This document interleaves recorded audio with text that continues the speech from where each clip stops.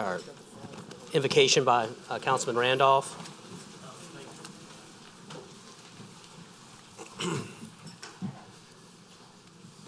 Gracious Father, once again we come to you as humble as we know how, but with thanksgiving and praise in our hearts as we recognize who you are and who you continue to be in each and every one of our lives. We thank you for your grace and mercy that we all experience this day. We thank you for the health that you've blessed us with. Lord, we thank you for our government, for our leaders. Heavenly Father, we thank you for this council. We thank you for the constituents that we serve in this public. Lord, we ask that you continue to bless each and every one of us, lead us and guide us. Bless those councils that's going through some situations right now. Brother, Mr. Arthur Laughlin and Mr. Dave Fitzgerald and anybody else that's going through some changes, we ask that you bless. And we ask that you bless our families in a mighty way. Keep us safe from all hurt, harm, and danger. It's in your holy name we pray.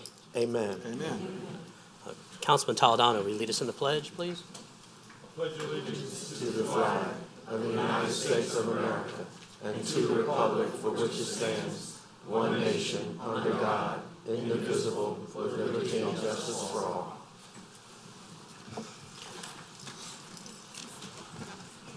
All right, Madam Clerk, can you please call the roll?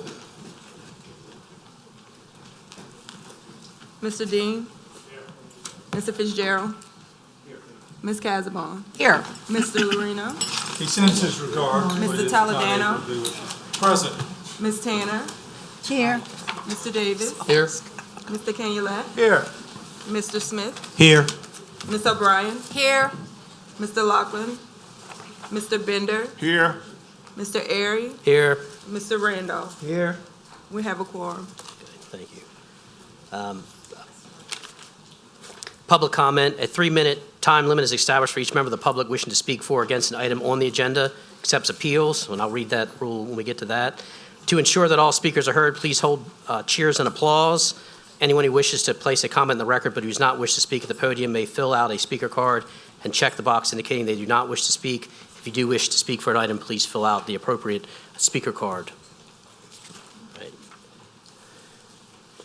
So the first is we have announcement of public meeting. Notice is hereby given that it's at its meeting to be held on Thursday, August 3rd, 2023 at 6 p.m. at the Council Chambers, the Parish Government Complex, 21490 Coop Drive, Mandeville, Louisiana. The Parish Council of the Parish of St. Tammany, State of Louisiana, plans to consider adopting a resolution ordering and calling election to be held within the Parish of St. Tammany, State of Louisiana, to authorize the renewal of an ad valorem tax therein. And simply because we read that doesn't mean we're actually going to do that. That's just a requirement if it council so chooses. We do have a related item to that. Councilman Canulet, would you like us to take that up now, or? Sure. Sure, if you want. Okay. Do I have to have a motion for that, or can I just unilaterally do it? There should be a motion, second vote. Okay. So what I'd like to do is we have discussions and other matters, which is on the last page, and it's about the public health expiration tax, or the expiration of the public health millage. So I'd like to have a motion to move that up so we talk about it now. If I can get a motion and a second on that. Moved by Councilman Dean, seconded by Councilman Smith. Please vote.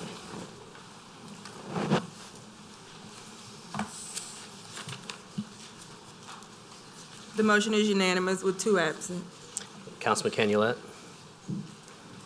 All right, thank you. So, as everyone knows, we have a problem passing millages in this parish. And that's okay. I don't have an issue with that.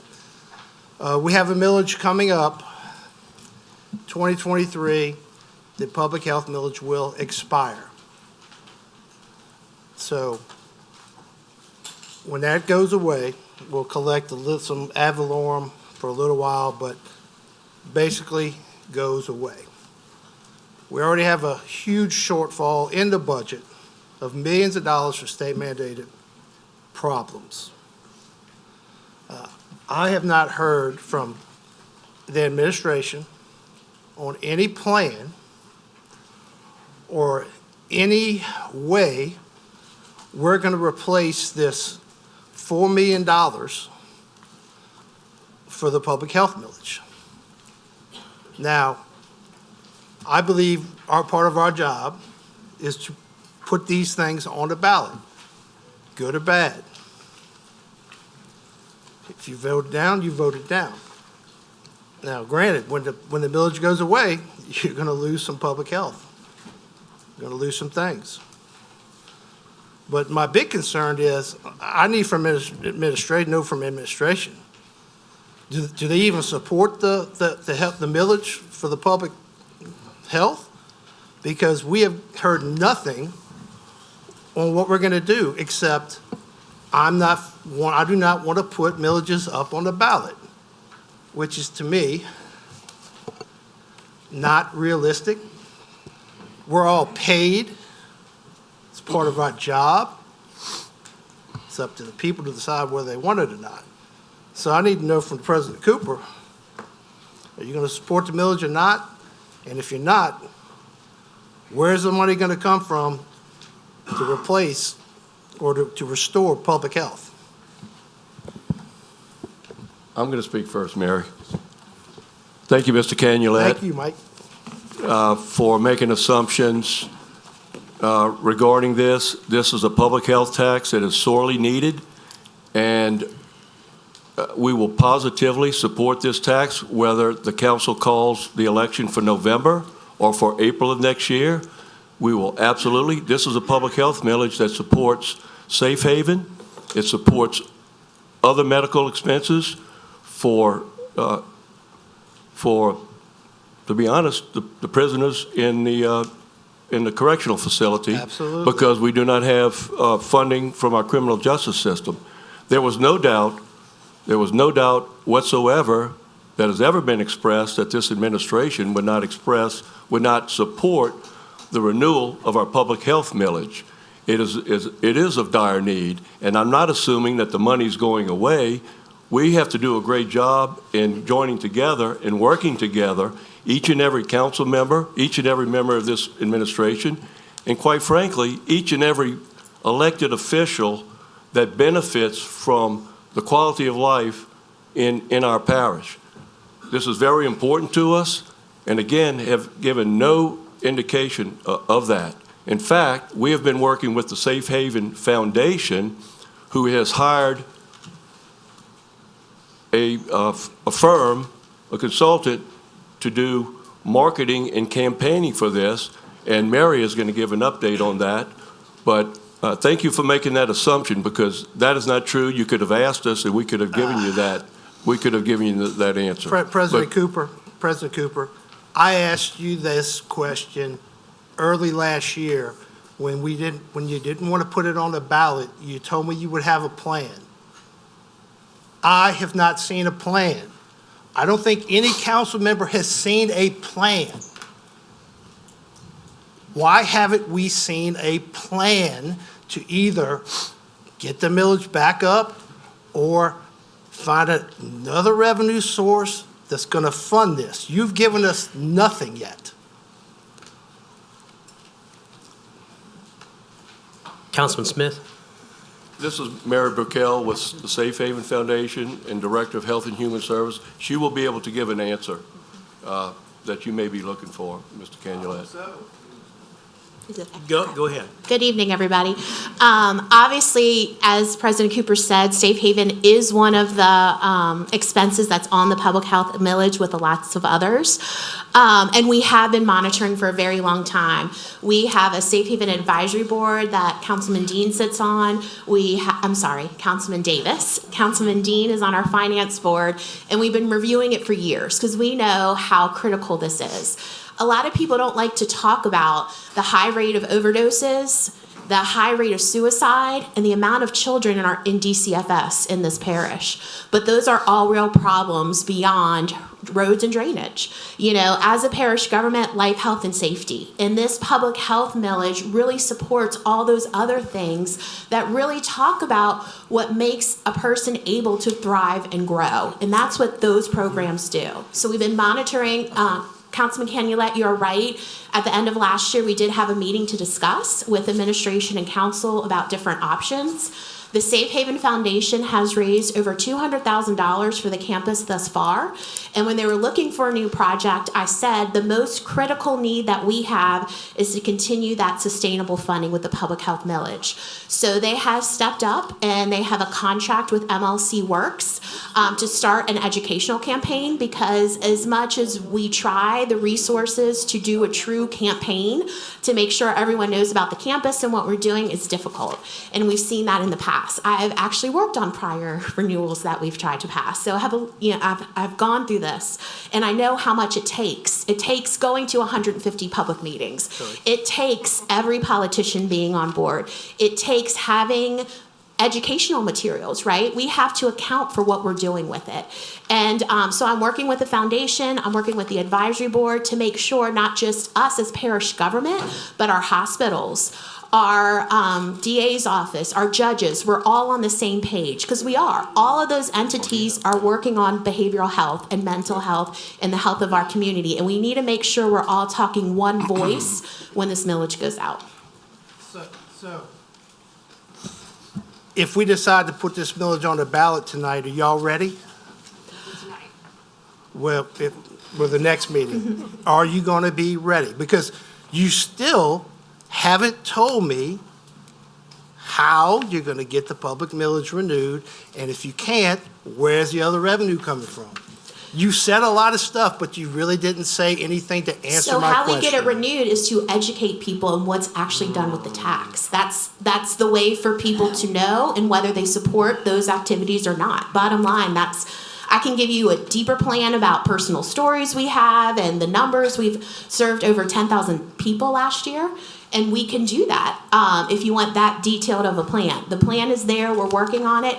My recommendation, and I think this is something all of us agree on, the best way to do it is in March of 2024. We'll be ready to go then. We'll have the full educational campaign come out. We'll be able to get through some things this year, and we'll be ready to go then. Okay, so I do appreciate it, but we've wasted months. We've wasted a year. And we're still no closer to hearing a real plan. A real plan is like, we're going to do billboards, we're going to do radio, we're going to do TV, we're going to have 25 meetings. That's great. We can all talk about it. But no one has seen a plan, and I don't think there's a plan in place that even has that yet. And if it's not there yet, it should have been. It 100% absolutely should have been, because we sit there and say, oh, this is a big deal in a health crisis. Well, evidently, it's not a big enough crisis to be ready in 6 months when the millage opportunity comes up. Why not? Why do we have to wait till it dies? That's crazy, to go into something and say, I'm going to wait till a funding source dies before I try to get another source of funding. Who does that? I tell you who does that. People that go broke. I just, I appreciate the explanations, but all you've done is talk. You haven't shown me one thing that we're going to do concrete, wrote down, to get this millage passed and help the people in this parish with this public health. The mental health is our biggest problem in this parish, and we're not ready. We should have been ready. We should have been ready last year. Councilman I'm Smith? done. Okay, I echo a lot of what Chris said. Mental health is a serious issue. The funding crisis is a serious issue. Along with that, we have an even bigger funding crisis. The jail and the DA is going to run out of money, okay? And they don't have enough money for next year either, okay? And we haven't seen a plan on that one either, okay? And we lost that millage. When did we lose that? We lost that millage quite a while ago. No plan B. We need a plan B before the public. Now, we're going into election season. It can be a referendum on that plan. It needs to be out in front of the public now, not in January and not in February. It needs to be out there now. Councilman Davis? Miss Mary, can you come up to the front, please? In all fairness, being on the advisory board of the Safe Haven has been very, actually exciting, sometimes frustrating. But I'd like you to inform the council and to the public exactly, we did have the funding source initially. We did have the CRC being run by an operator, correct? That's correct. And that operator was who? That operator was Stark Corporation. And what happened to them? Stark Corporation, parish government provided them startup funds because when you start up a medical facility, it takes time for the Medicaid reimbursements to begin because you have to be licensed. You can't be licensed until the services start. Once those services start, the plan was for Stark Corporation to get contracts with the Medicaid providers because it is not a reimbursable service. So it's not a guarantee. So when they went through that process, they could not get those reimbursables. They had some grant money for a time, but that ran out, and so that is why that service closed. Okay, so that funding source that you did find, okay, just basically went out of business. Right. Let's talk about the next one then. Let's talk about what's happening now with another typical funding source that you were trying to get involved with. Right. So obviously we can't go down that route again. We tried Right. it. It didn't work. So it's time to change it up. So in East Baton Rouge, they do have a crisis receiving center. It is funded by a public health millage, basically. It's a $6 million tax that funds theirs. We don't think that is something we want to look into it at this point. So we have to find it a different way, but providing the same services. So how can we have sustainable crisis care without such a large commitment from our taxpayers? So what we're doing right now is looking at opening up a behavioral health hospital that does have reimbursables, and not just from Medicaid, but also private insurers. And then attaching to that a larger intake. Right now, behavioral health hospitals cannot do physician's emergency certificates 24 hours a day. So that's why people are having to go to ERs first and then being sent back to those behavioral health hospitals. So we're going to try something new. We have put in waivers to LDH. They came back and they said, we're not going to say yes or no. You're just going to have to go through another process. So it's just going through those steps, and we've started that new process to get those waivers so we can reopen. And with those waivers, do you believe those will be done by the end of the year or at the beginning of next year? It's up to LDH, but I think we will know by the end of the year. Okay. Well, thank you very much for that information. Thank you. We discussed it, let's discuss it. Yeah, I was just going to briefly say that. Go ahead. The original business model obviously didn't work out, and I haven't seen another business model that would work out.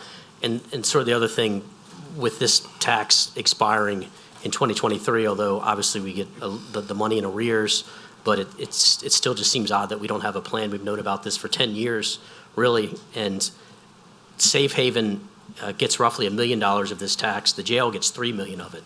So it sort of seems like it's the tail wagging the dog on the whole Safe Haven part of it, when the vast majority of it we needed to use for jail medical. So it's obviously a huge issue because we're already 13.3 roughly million in the hole, and staring at another $3 million if this doesn't go through. So it's vitally important, at least for that issue, because you may not like it, but if your son or your daughter or somebody goes into jail and gets hurt or whatever, or gets sick, you're going to want them to have medical care. So it's vitally important for that. Yes. So let me add this. So I want to commend everyone that went out for that first RFP and tried this crisis center, because we actually tried something and it didn't fail. It failed. It didn't work, but they tried something. But I have kind of a legal question now. Since the RFP was put out for a crisis center, not a psych hospital, should another RFP be done? Because a crisis center and a hospital are two different things. So when we did the RFP, we did not go out, when we went out a second time, we did not go out for a crisis receiving center because I wanted to see what other plans they could come up with. So we went out for crisis services. Behavioral health hospital fits within crisis services. Okay, so it's covered inside? Yes, sir. Perfect. Thank you. Else, let's move on to presentations. Presentation and proclamation to St. Tammany Parish Government Employee of the Month, President Cooper.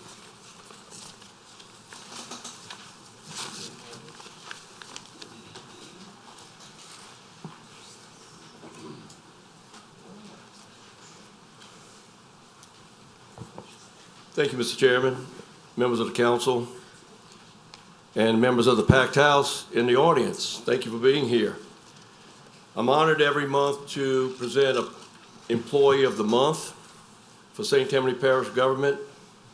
And tonight, I'm extremely honored to say that we'll be honoring not one, not two, not three, but the entire Team Tammany for St. Tammany Parish. And I'm not going to ask them to walk up here right now, but I'd like to read this proclamation. Whereas the role of the St. Tammany Parish government is to serve the people of St. Tammany by providing efficient, effective, and friendly services to the community, and the employees who provide these services are collectively referred to as Team Tammany. And whereas earlier this year, the members of Team Tammany completed a survey which analyzed 15 different categories to measure employees' job satisfaction and working conditions. And whereas out of hundreds of submissions, our employees' responses distinguished St. Tammany Parish government as a 2023 top workplace by the Times-Picayune and the New Orleans Advocate, and as one of only 8 companies represented in the large business category. Whereas this achievement is a testament to the dedication of our employees who arrive to work each day to serve our community with a positive attitude and a can-do mentality.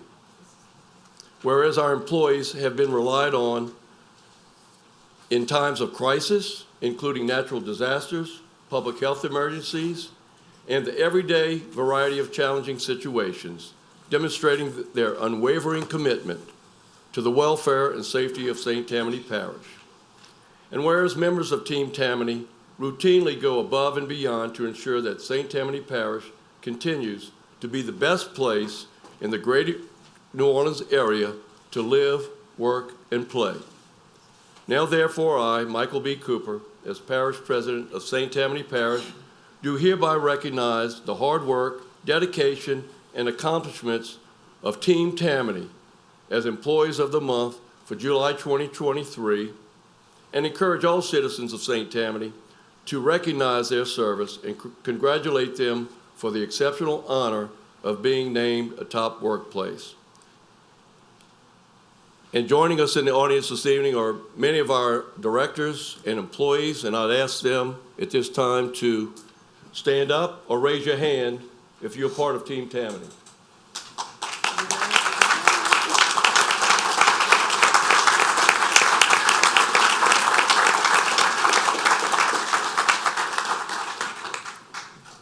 And I'd like to play a short video to show why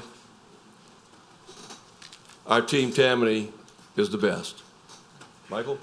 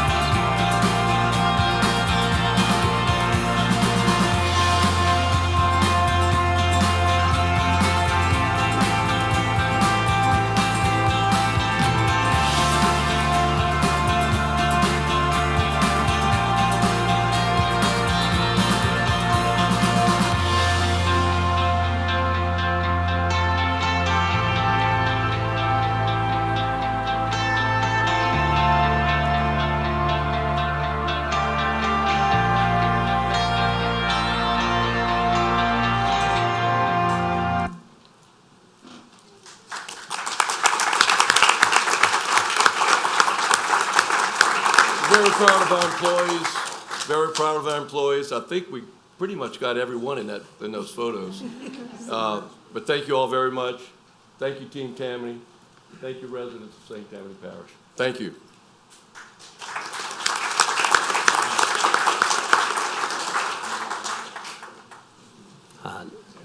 Number 2, certificate of recognition to Mr. George Polk for his many years of service on St. Tammany Parish Recreation District Number 7 Board of Commissioners. Councilman Tanner. Thank you. And we have Mr. Smith and Mr. Davis, who is part of the Recreation District.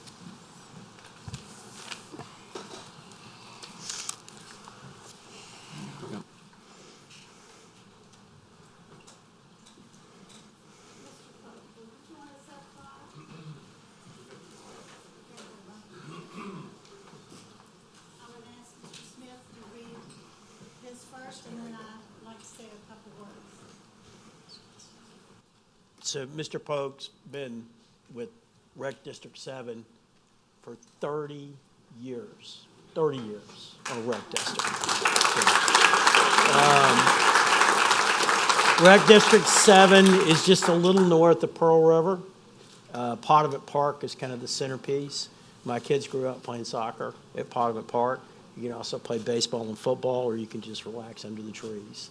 They run a great program up there. So, St. Tammany Parish Government Certificate of Recognition. St. Tammany Parish Council desires to acknowledge and recognize George Polk for his many years of service, vision, empathy, and dedication to St. Tammany Rec District 7. Whereas St. Tammany creates boards and commissions that act as political subdivisions in providing services for the citizens of this parish, and whereas St. Tammany Parish and this governing board desires to recognize those dedicated individuals who served as members and contributed to the effective operation of parish boards and commissions, and whereas Mr. George Polk has served on the St. Tammany Parish Recreation District Number 7 Board with dedication and without hesitation for nearly 30 years. And whereas Mr. George Polk established himself as a significant member of this board, has been a strong and guiding light that has helped make this rec center and our community what it is today. And whereas Mr. George Polk leaves St. Tammany Rec District 7 in great shape, which reflects positively on the status of recreation in St. Tammany Parish, as well as the role of public service. Now therefore, be it remembered that the St. Tammany Parish Council hereby recognizes and expresses sincere appreciation to George Polk for his dedicated service to the citizens of this parish during his tenure as a member of Rec District 7 Board of Commissioners. Approved 13, unanimously approved. St. Tammany Parish Council, 13th July 2023.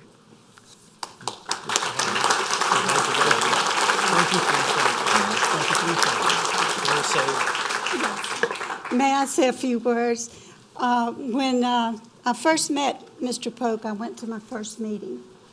All the board had something to say on a subject, and they went around the room and all that. He just sat there, and all at once he said, "I like to be recognized." Well, when he was recognized, he spoke very eloquent, gave them his opinion, said this is what we need to do, and that was what was done. He has been anyone that can serve on a board with coaches, umpires, students, athletes, and parents for 30 years. He's my hero, okay? And we appreciate your service, and we hope we can count on you in the future. I think y'all let me serve.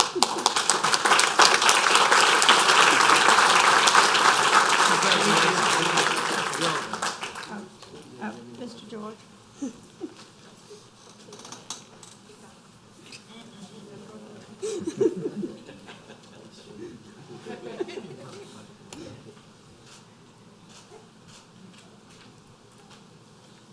Thank y'all. Congratulations. If you'd like to say a few words.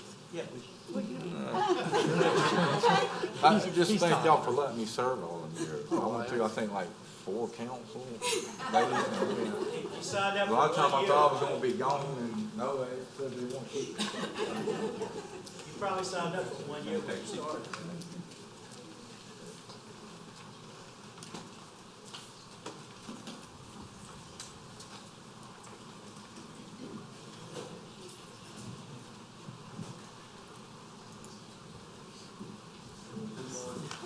So we'll move on to number 3, presentation by Scout Troop 310 regarding flat etiquette. Mr. Bryan, I understand you want to postpone this?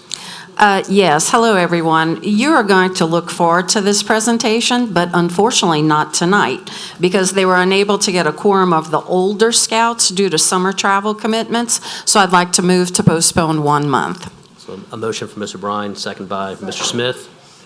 Please vote.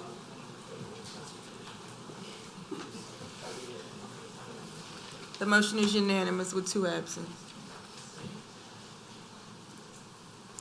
Number 4, presentation regarding Fire Protection District Number 4 and receiving accredited agency status from the Commission on Fire Accreditation International. Mr. Bryan, you have our first daily double. Yes, it is a daily double. Well, Chief Moore let me know that they went through their fire rating accreditation. They haven't gotten their PIAL numbers yet, so they would like to go ahead and come here once we can talk about both. So I move to postpone 1 month. Motion by Mr. Bryan, second by Mr. Smith. All in favor, please vote. The motion is unanimous with 2 absent.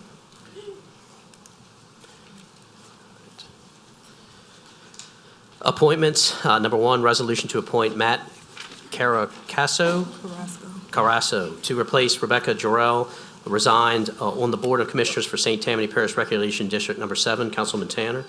Yes, I'd like to make the motion. Seconded by Mr. Davis. Please vote. And that motion is unanimous with with 2 absent, I'm sorry. And if I can, I think Matt is in the audience. Matt, would you like to say a few words?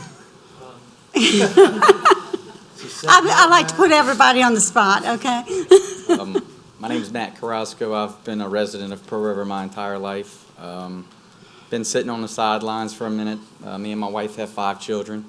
I look forward to giving back. I'm very excited. I'm nervous.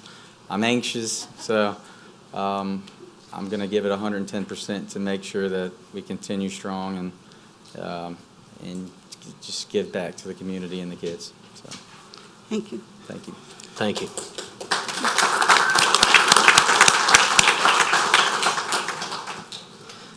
Number 2, resolution to appoint Ben Villette to replace Chris Brown, resigned on the Board of Commissioners for St. Tammany Parish Recreation District Number 10. Councilman Casavon. Yes, I make a motion to approve. Motion by Ms. Casavon, second by Councilman Dean. Yes. Please vote. I think is Ben here? Yeah, he. Would you like to say a few words while he's coming? The motion is unanimous with 2 absent. While he's coming up, just to let the public know that Recreation District 10 has been dormant for a number of years now. We tried to pass some millages many years ago. He has graciously, and the city of Covington wants to reinstitute this recreation district. So it is just an honor, and I thank you so much that you wish to serve on this, and we're looking forward to getting that recreation district up and running. Yeah, thank you, Martha, and thanks, Mike Cooper, too, for taking this on. I wasn't really prepared to speak, but we have a challenge ahead of us. As we've talked about today, the millages are tough to get past. I have kids that participate in Covington youth sports, and it's a challenge. And we struggle with facilities. We have to piggyback on Coquille a lot of times, and we really want to have something of our own. And we're one of the few areas in the parish that doesn't have anything, a true rec district. And it's a good opportunity for us, so we're going to fight hard to get that. I think there's a lot of other good people on the board with me that are really true believers in this, and I know it's failed a couple times, but we're optimistic, and we think we can make it help, and we need y'all's help to make it happen, so I appreciate it. Thank you, sir. Thank you, Ben.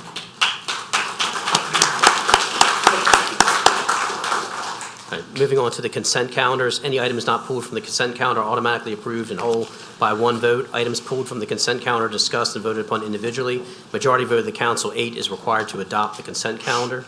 Right now, I have items to pull. Number 2, ordinance calendar number 7299.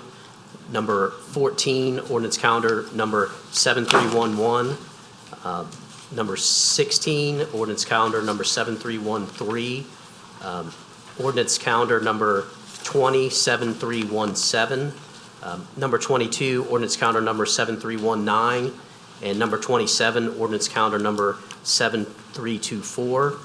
On the resolutions, we have resolution number 4, 7301.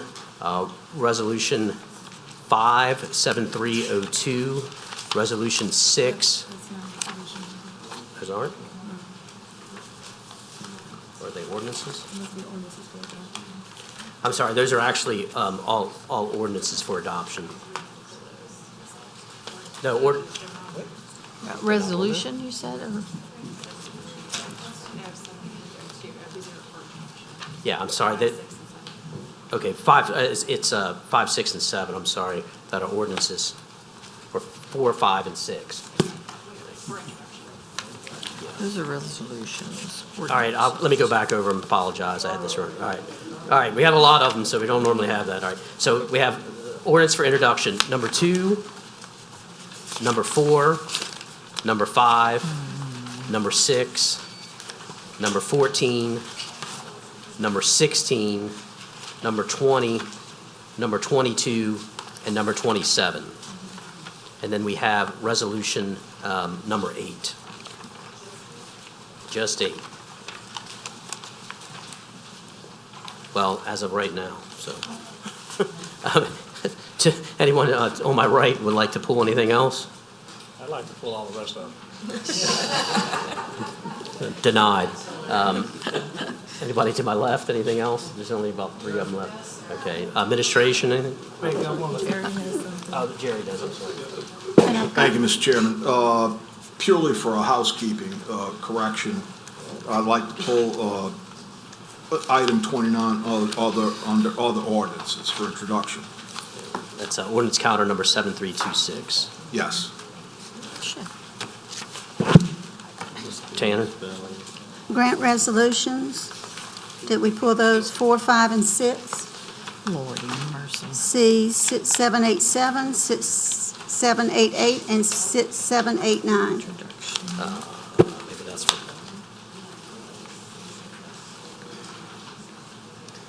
I was right then.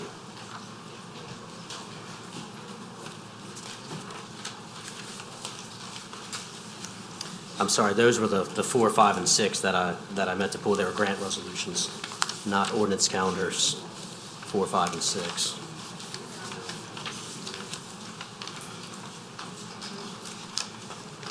I'll just wait till I see it. All right, do we have that or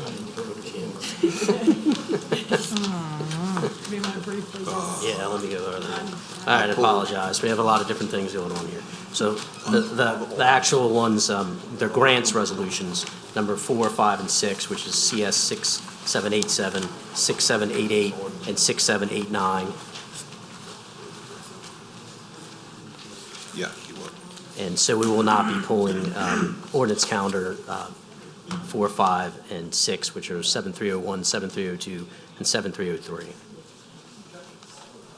All right. So with all that confusion, apologies, I'd have a motion to adopt the consent calendar. Motion in a second. Last items pulled. Okay. Please vote. What's left of it? The motion is unanimous with 2 absent. All right. Yeah.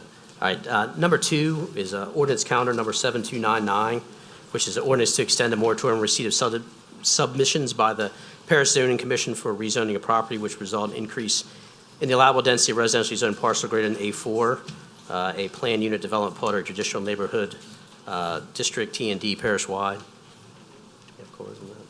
No. All right. I'm pulling this just briefly, the reason why I'm just pulling this is just to point out that this ordinance has been on the books since January of 2022. And if anybody recalls, there was sort of a fist fight on whether we went from A3 or to A4, which is 4 units per acre versus 3 units per acre. Recently there was an article, letter to the editor in the paper, which essentially accused the council of lying, not knowing what's in the ordinances that we have.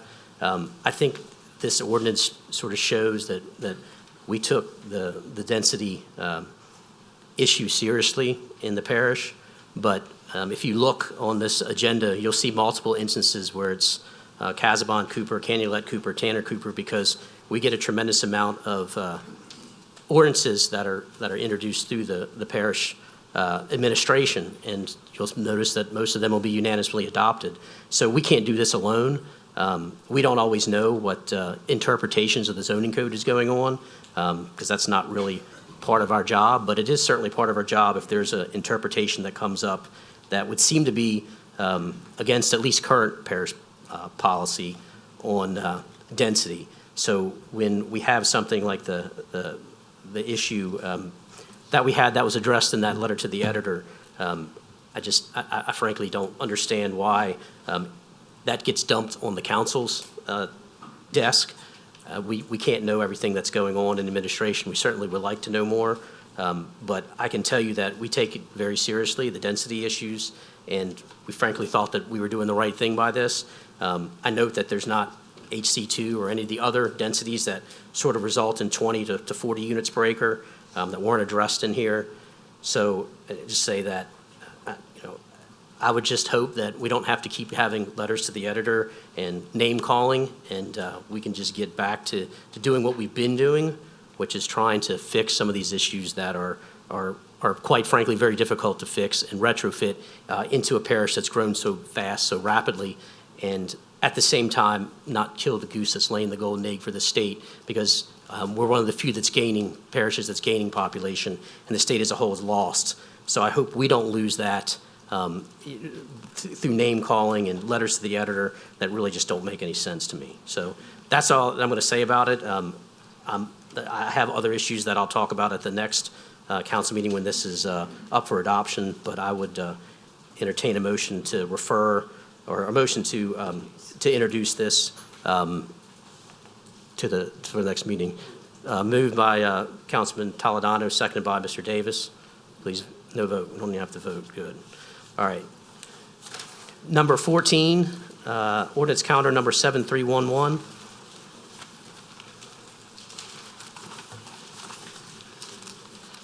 This is Mr. Laughlin's. I believe it needs to be amended to reflect an increase in budget for animal services van. Finance has provided substitute ordinance. Would somebody make or Finance, would you briefly say something since Mr. Laughlin's not here? Yes, sir. Laughlin's not here. Thank you. Yes, sir. At the Finance Committee, we explained that the state contract prices were recently released for fiscal year 23-24, and that required us to increase the amount in the ordinance that we had originally presented by another $5,400, so that for an animal services van. So that's what this substitute ordinance does, is increases it for a total budget of $52,500. Thank you. So I need a motion and second on the motion to substitute. Motion by Mr. Tyler, second by Ms. Casabon. Please vote on the substitution.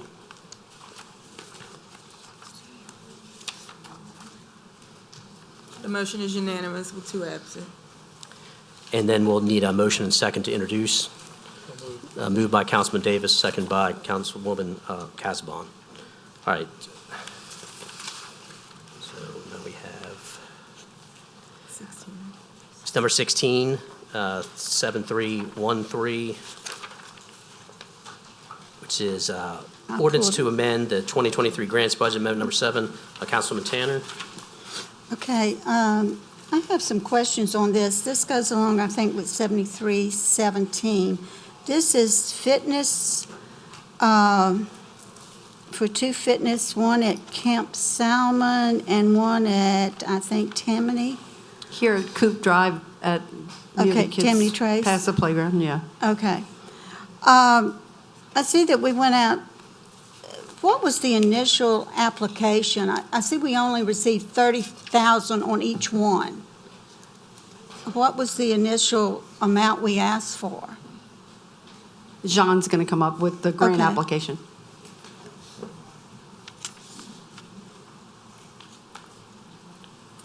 So the application was actually the NFC group that is presenting these to us actually sought us through some of the ARPA and the CARES funding. So it is a $30,000 grant for the equipment itself.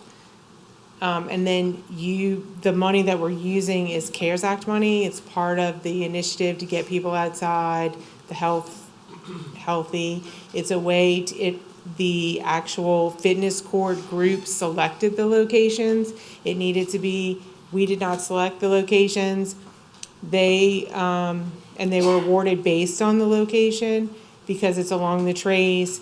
It has to do with people being able to access them without cars. It's a way for people that don't have access to a gym or to other means of staying healthy to get out there and be healthy. If you're it's similar to the Kids Connection Playground where if you're disabled or a little child, you can go out there and do different things. We have pictures and things I can show you as well. I guess. But the original application was, the money that was put towards that is through CARES Act and through the entitlement funding. And then $30,000 is for them to come in and install the equipment. They do a campaign so that people know that the equipment's there. It's an outreach program to get people that aren't aware of it, to get them there. So it's more of a community-based grant piece. Okay, I guess my concern is the grant paid 60,000 total, and we're having to put up 500,000 from other funding. Of federal dollars, yes. Okay, all right. That kind of concerns me because I would think that we would go after a grant with more money so we wouldn't have to put up So as we much. did do an analysis on this, as we do with all of our federal grants. There are other exercise programs out there. Some of them we're not eligible for because we're a parish government. So some of them go to nonprofits or to cities or municipalities. But as a parish government, we're not necessarily eligible for all of those. So in a cost analysis perspective, these were right in the same range of costs that the other ones were, and one that we were eligible for that would bring a lot back here. And I guess my last question is, what funds are going to maintain this? I mean, it's a good idea, it's great, it's there, but in 5 years, and it needs major repair, what's the funding source to maintain this? Well, I can look to the Trace or Public Works for that. It falls under the Trace maintenance and the Public Works. It's part of it'll become part of our, what Latif manages through the Trace. It'll fall under her jurisdiction. I can't answer that specifically because I'm the Okay. money lady. I'm not the operations and maintenance lady. Okay, I just have a concern over that because it seems like it's going to be Public Works monies, and I'm not sure how that fits in with the. I believe that they have some information in the pamphlet that they gave us. The maintenance on it is very minimal. It's a porous material. The equipment, we talked to actually Pelican Park because they have a similar type exercise thing out there. The maintenance on it is minimal, and it does come with I think a warranty. I don't have the specifics on it. I wasn't prepared to give those specifics, but we do have all that information. Okay, thank you. You're welcome.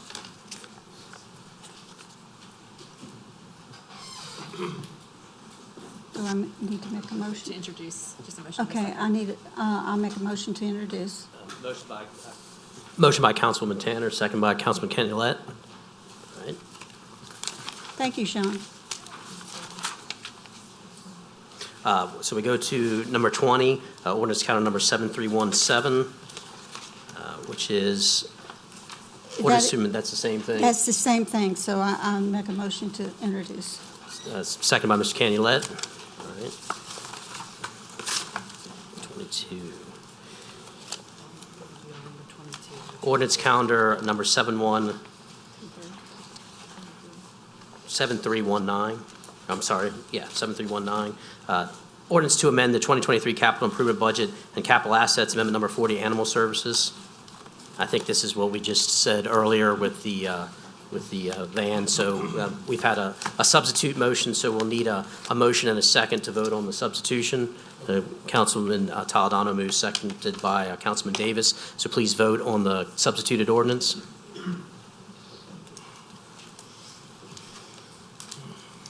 The motion is unanimous with 2 absent. And then we'll need a motion and a second to introduce, same by Mr. Toledano, second by Mr. Davis. Thank you. All right, so then we go to 27. Ordinance counter number 7324.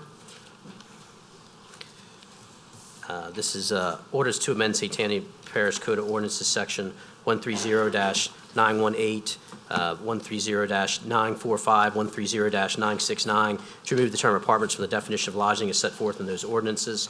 And this will actually need to be referred to the zoning commission.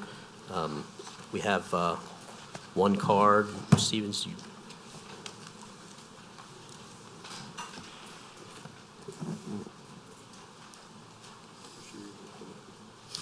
Good evening. I wanted to talk to you about the procedure. It's very important. I happen to be a commercial architect, so I have to live by building codes, fire codes, health codes, all codes. We all need parameters. Meetings need parameters. Well, the UDC also needs parameters, and part of that includes a category for apartments.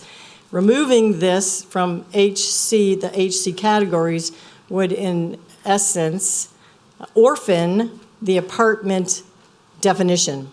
This afternoon, after I saw what you were proposing this afternoon, I looked through Muni Code because I love Muni Code. Muni Code is what we are governed by. Everybody in the development business has to look through Muni Code, find out what definitions are what, where they apply, where they don't apply. And so there's a great little search bar in Muni Code where you could put apartments. So I did. The only place that apartments showed up specifically were in HC2, HC2A, and HC3. But it also shows up in TND1 and TND2. For people that don't know, that's traditional neighborhood development. They show up under lodging because in traditional neighborhood development design, you want a varied mix, which would include apartments. So in the only place that the word apartment actually shows up is in lodging. And apartments are a place where you put your head. It's not any different than a motel, a hotel, except that you're going to stay there perhaps for a month, perhaps for 6 months, perhaps for your whole life. But you don't own the building. It's not a condominium. So then I went further and I thought, where else should this show up? Apartments should show up, because they're not showing up in definitions and they're not showing up in any residential category. I looked in A6, A7, A8, all of them have a D afterwards. None of those, and including the descriptions of what is allowed in those categories, says apartments. It says multifamily, townhomes, and nursing homes. That's it. So if we take apartments at this point in time, what I'm going to urge you is to hold off on this, go through the UDC review process. Let's look for where apartments are most appropriate. And I'm running out of time, so I can't really go into it, but think about this. Apartment buildings are commercial properties. They are owned by someone else. They are leased to people. They are places where people are heavily concentrated. They are very, very dense. We want those in highway commercial areas. We don't necessarily want them in residential areas. So don't strike them here and now tonight. That would be ill-advised. I would urge you to wait, go through the UDC process. If we want to look at it in greater detail, let's do that. Thank you.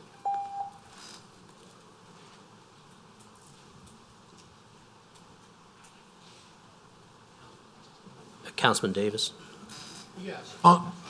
Being the chairman of the UDC committee, this information has actually bothered me for a while now. I mean, just looking at the definition of what they talk about as far as lodging goes and such. I believe mixed family use designates apartments. Maybe not by name, but that's exactly what it does. Just like the T&Ds, we're not going to alter anything on this. We just want to make sure that lodging is clearly defined, clear is the word, to clearly define, does this represent a residential dwelling, or does this residence a temporary lodging facility? And this is the reason that this ordinance is being introduced tonight. Thank you. Yeah, thank you. This is going to get referred to the zoning commission to review, so it's not even getting referred for us. That's right. Go to the zoning commission first, of course. And I somewhat disagree with the analysis, because the word that's used in apartments is called units, and if you look at units, that's what the apartment defines, and that's how you get your calculation of what's available in A7 and A8. So I think it does still make sense in there, but obviously there's going to be, this is quite a ways out before this would get back to us, and there'd be plenty of time for public input on it. So I'd ask that this be referred to, a motion to refer this to the zoning commission. Introduce and refer. Motion by Mr. Davis, second by Ms. Fitzgerald.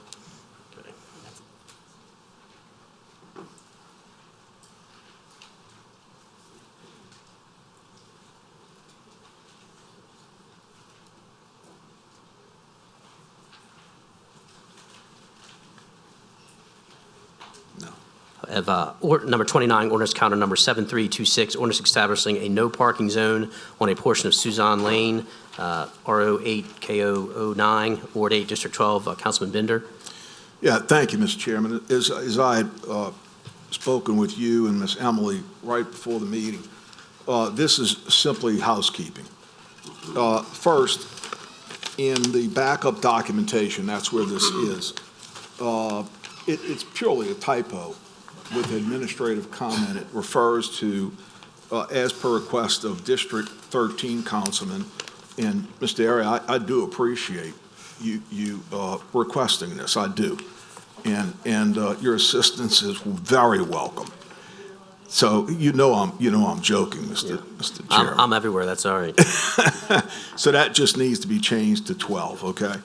On the body of actually, it's this simple. In the second sentence, we eliminate 5 feet, shouldn't be there, from the, and extending approximately, and the footage is wrong there, 113 feet.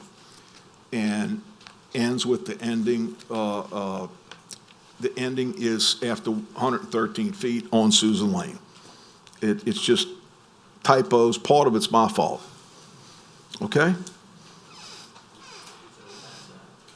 Motion to Introduce. amend, and second by Councilman Kenulette. Please vote.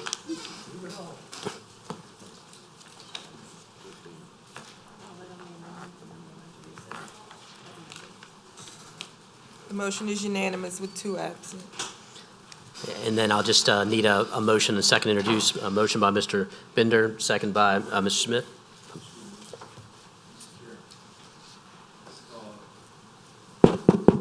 On housekeeping, okay? That's why I said up front, housekeeping, okay?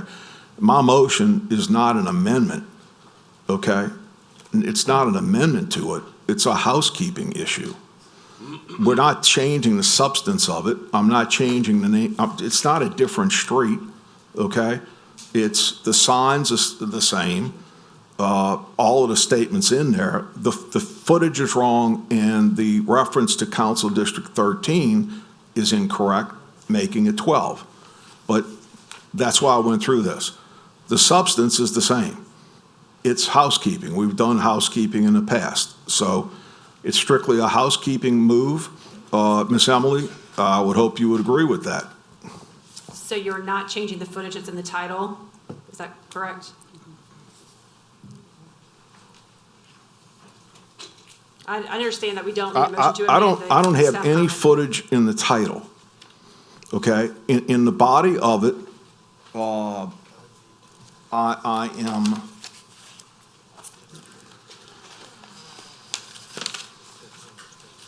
in the body of it, okay, the sentence should read, "from the," and then extending approximately 113 feet on Susan Lane. It's just a housekeeping issue. It is nothing changing.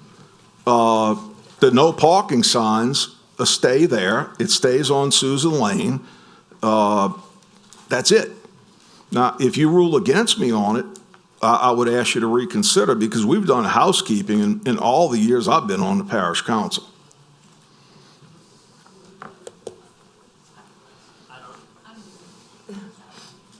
Huh? Housekeeping? I'll defer to legal on it, Jerry, but I think there's a difference between what we have and maybe what you're looking at. I think that's what's causing the confusion, what's in the packet and maybe what you have in front of you.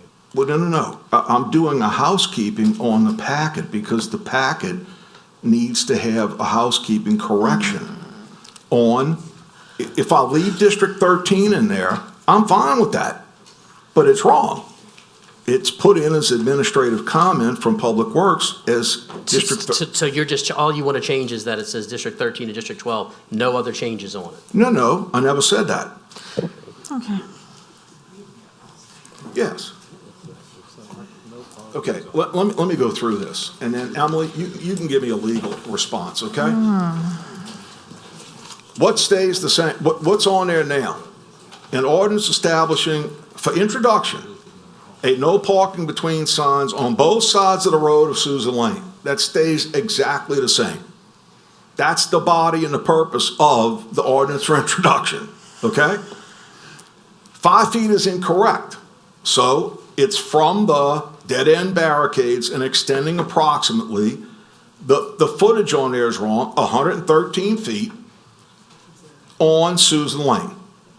Nothing changes except District 13 is 12 and the footage is different. Okay, I think that changing the footage would be a substantive change. I think it would be best to make a motion to amend, and we have a motion in a second, vote on that motion to amend, and then we'll have a motion to introduce, just for the clarity of the record. I think Ms. Emily, I respectfully disagree. However, I respect your opinion. I'll make a motion to reintroduce as amended. We need to get our act together, though, on consistency, because we can look back on tapes of past council meetings, and we do housekeeping changes strictly because typos are done. It's not a substantive change, but I accept the ruling. Mr. Chairman, I'll make the motion to amend and reintroduce. Second by Mr. Canulette, please vote.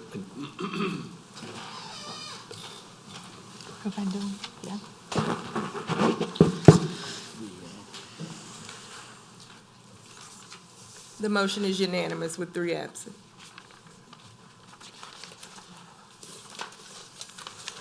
All right.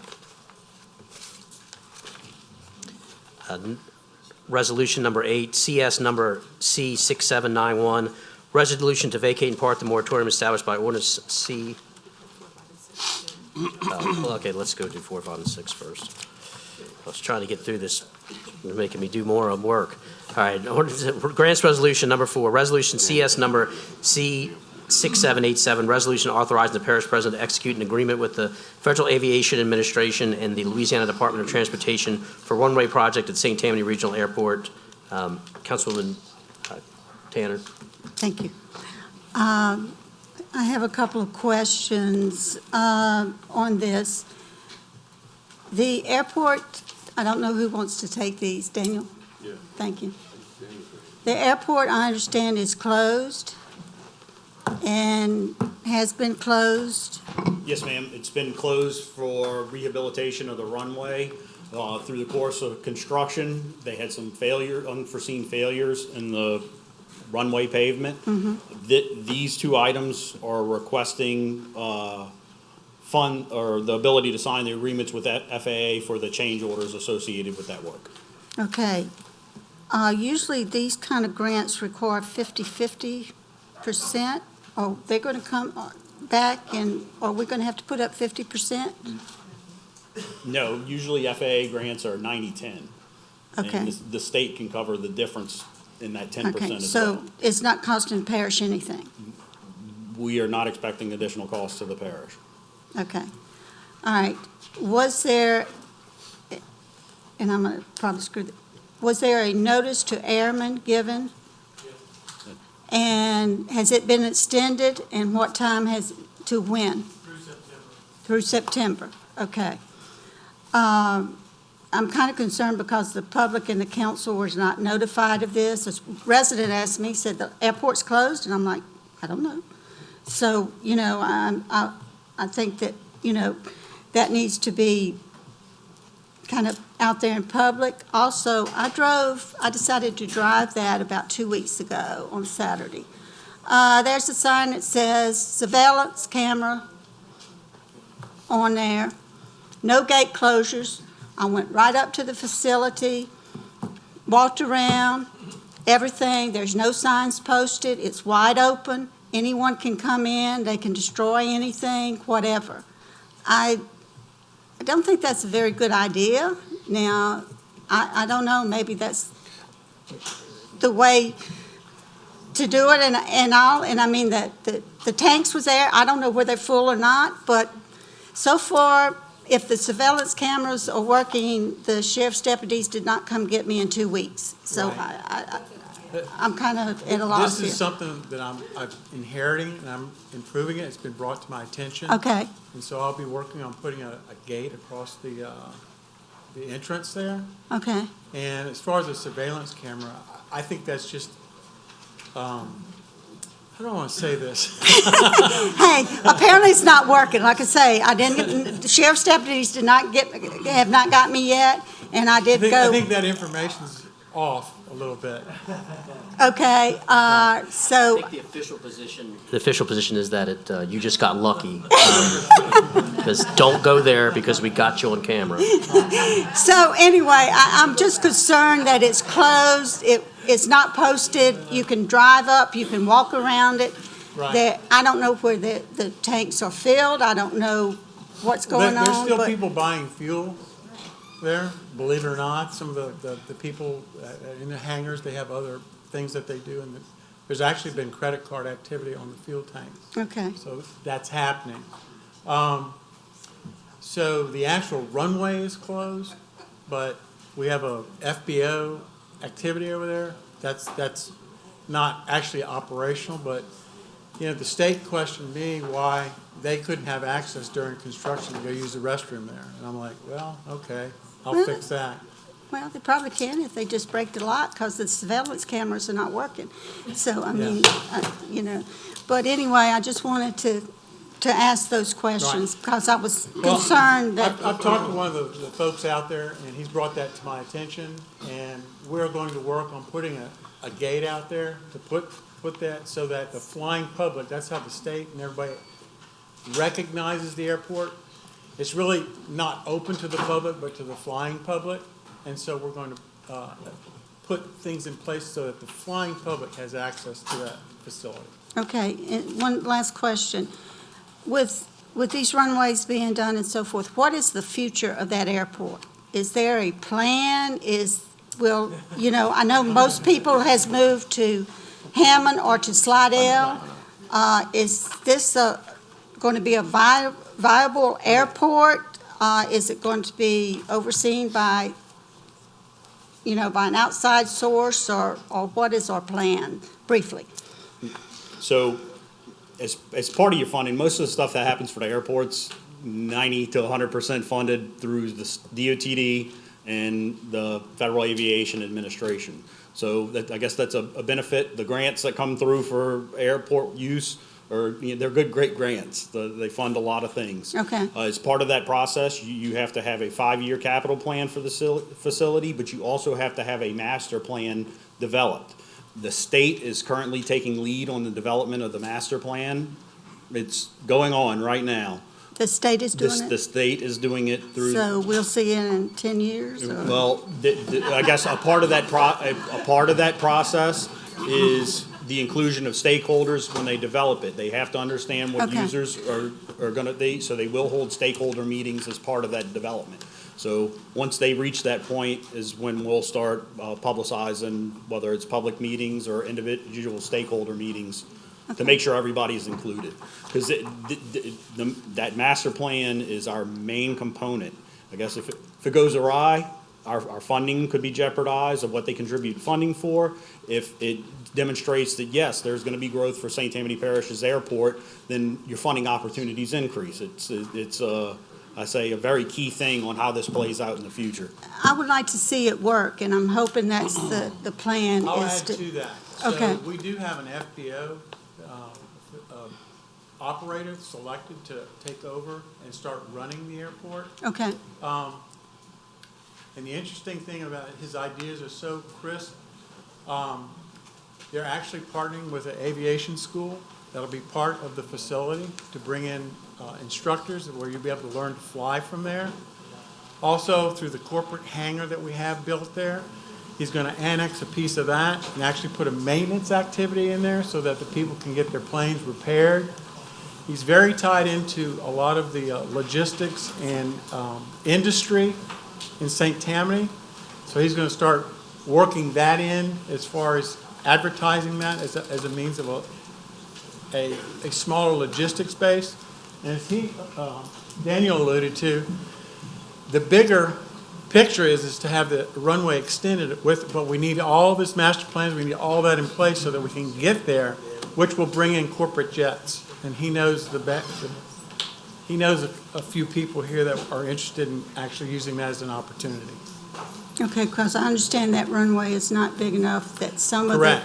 the corporate jets are now landing in Hammond because of the problem. Right. So we have to have a master plan in place to talk about these activities. And part of that master plan, once it's in place, we can start applying for lengthening the runway. But this is several years out, But the master plan is the key, and that's what we're working on right now. Okay. And that's a FAA. That's the key to getting these grants to improve the airport. Okay.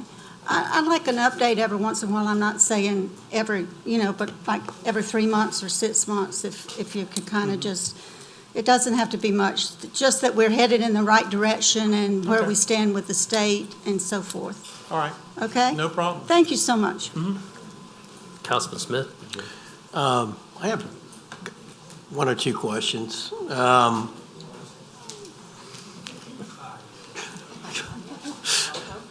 Okay, so I take it we don't have an airport in the parish right now that can handle corporate jets, or is that not correct? I believe Slidell Airport can handle. Okay. They have a longer runway than we do. Okay. How long is the runway? I think it's 3,000 feet. 3,000 feet.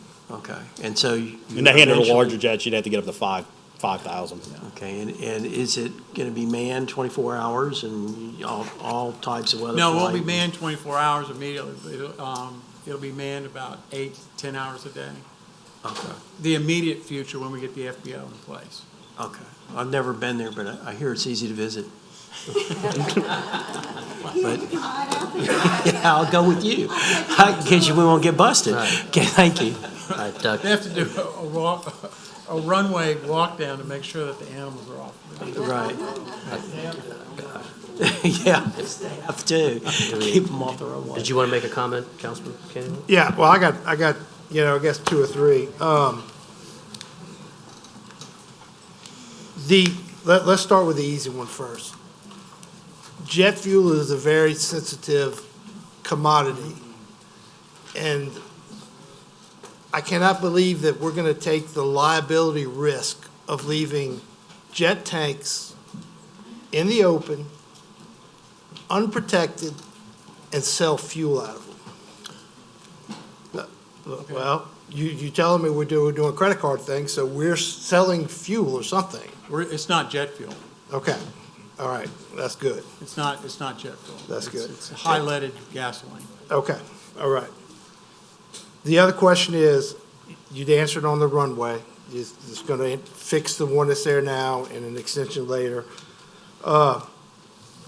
did we do a financial cost of what we think this is gonna make us as a parish? Or is this gonna become a thing that we have to keep sinking money into that we're not making any money off of? Because let's be real, I think not everyone in this room owns a plane. It's very few, and it's a very limited market. And you're already competing with Hammond and Slidell. My concern is we build something that we have to subsidize, and we're not gonna see any return on our money or any profit. Have we looked at it? That's one of the reasons why we brought in FBO. They're going to be the actual partner with us to bring us along slowly to make sure that it's profitable. I understand that, but is it gonna cost, at the end of the day, is it gonna cost the parish money? Because like I said earlier, we're already 14 million in the hole. I really don't see any point in putting money in an airport when we got one in Slidell and one in Hammond. Well, I don't anticipate the parish putting money into it. I anticipate it getting through federal and state grants in the near term. The FBO has already talked about building hangars himself, putting it out there and adding that. I understand that. They build them and then they end up giving them to us, and you know what that is? That's a maintenance cost for us. Okay. Then we can turn it down. Gotcha. Yeah. I got you. No, I'm just being real with you. Yeah, Thank you, though. You're right. Thank you very much. And just the FYI, Yes, sir. once these agreements are signed, we'll have a budget amendment coming through If probably we got at the any next money, yeah. meeting for this. So, thank you. Did you have a comment, Councilman Davis? Yes, I do. The airport's in my district, District 7. Yes. And the gentlemen are trying to do a lot of infrastructure projects, not just the roads, but also for this airport situation too. I think sometimes you have to have a little vision on what can be while we're a growing population and such like that. So I commend you at least for trying to get this thing repaired and for getting the grant money. Now, if the grant money for some strange reason drops out, then we don't want to pay for it, if you know what I mean. Right. Thank you. What you'll see is you're going to have the grant money to put it back the way it was. Right. Or better than it was. Right. And part of the, Come Yeah, you come need to to the come to mic, the podium. please. Please, come to the mic.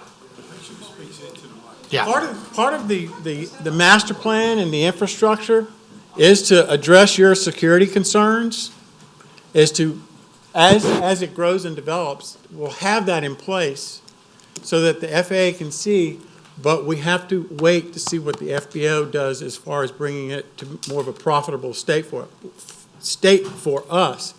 However, all that stuff that you're concerned about as far as jet fuel and that I met with the FBO yesterday, and those are things that he was talking about as well. Okay? Thanks. Thank you. Would you like to comment, Mr. Dean, or are we ready to vote? I just put my name on there so you help us stop talking. No, I was going to suggest, let's have an airport meeting. Well, I mean, this just kind of sprung up from nowhere, and then Well, yeah, I think these were Just a grant suggestion. resolutions, so this was sort of our opportunity to speak now or forever hold our peace, at least on this part of it. But, all right. Okay. Does anyone want me to take them for a tour? Yeah. Would you like to speak, Mr. Fitzgerald? just a brief statement. I've got about 20,000 hours of flight time, and the first time I flew out of this airport was, I guess back in about 1972 or 3. It's a pretty nice little airport. I appreciate what Mr. Ford's doing, and I think if we get it in shape, it'll be fine. I flew out of it Mardi Gras Day, as a matter of fact, 182 there, and it's I think it's an asset to the parish, and I think once it gets into shape, it'll prosper. That's it. He's retired. Oh, well, we're ready to vote. Do you really want to not jeopardize that? All right. Resolution, so motion to, do we have to vote completely? Motion to approve, a second. So motion to approve by Ms. Tanner, second by Mr. Davis. Please vote.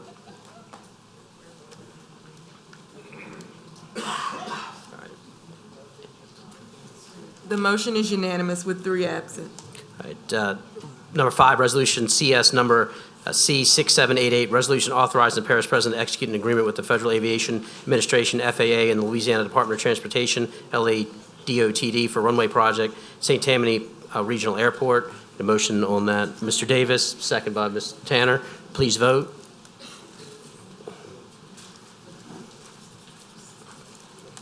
The motion is unanimous with 3 absent. Number 6, resolution CS number C-6789, resolution to the parish president administration, submit to the parish council regular reporting on all matters pertaining to the operation and capital improvement budget of parish government as specified herein. Mr. Tanner? Thank you. Since Mr. Ford's on one too. You know, it's the council's responsibility for the budget and the financial well-being of this parish. In order to do our job, we need certain reports. It's very hard to, as you've seen tonight, we have to ask a lot of questions to get to really what's the bottom line. Is it going to cost the parish? Is it in the best interest? This resolution is really, this is the second time I think we've done this resolution, but we need to know the capital project status. We need to know advertisements for RFPs, when contracts are signed, professional services. This all helps us knowing what is going on and what is being spent in this parish, and it's part of our responsibility. You know, we get accused lots of times of passing something, well, why didn't you pass that? Well, we thought we was doing the right thing. This resolution will ask for reports, and according to the Home Rule Charter, you know, it is required that we get this information. So I am making a motion again to have this information provided for us by the administration. I second. Thank you. We have a motion and a second, and it is very important because when we're looking at the budget, we're trying to see what's spent, and if we don't have sort of real-time reporting, it makes it very difficult to figure out where to allocate the parish's resources. So seeing nobody else in the queue, please vote. I would ask, but no one's sitting in the chair. The motion is unanimous with 3 absent.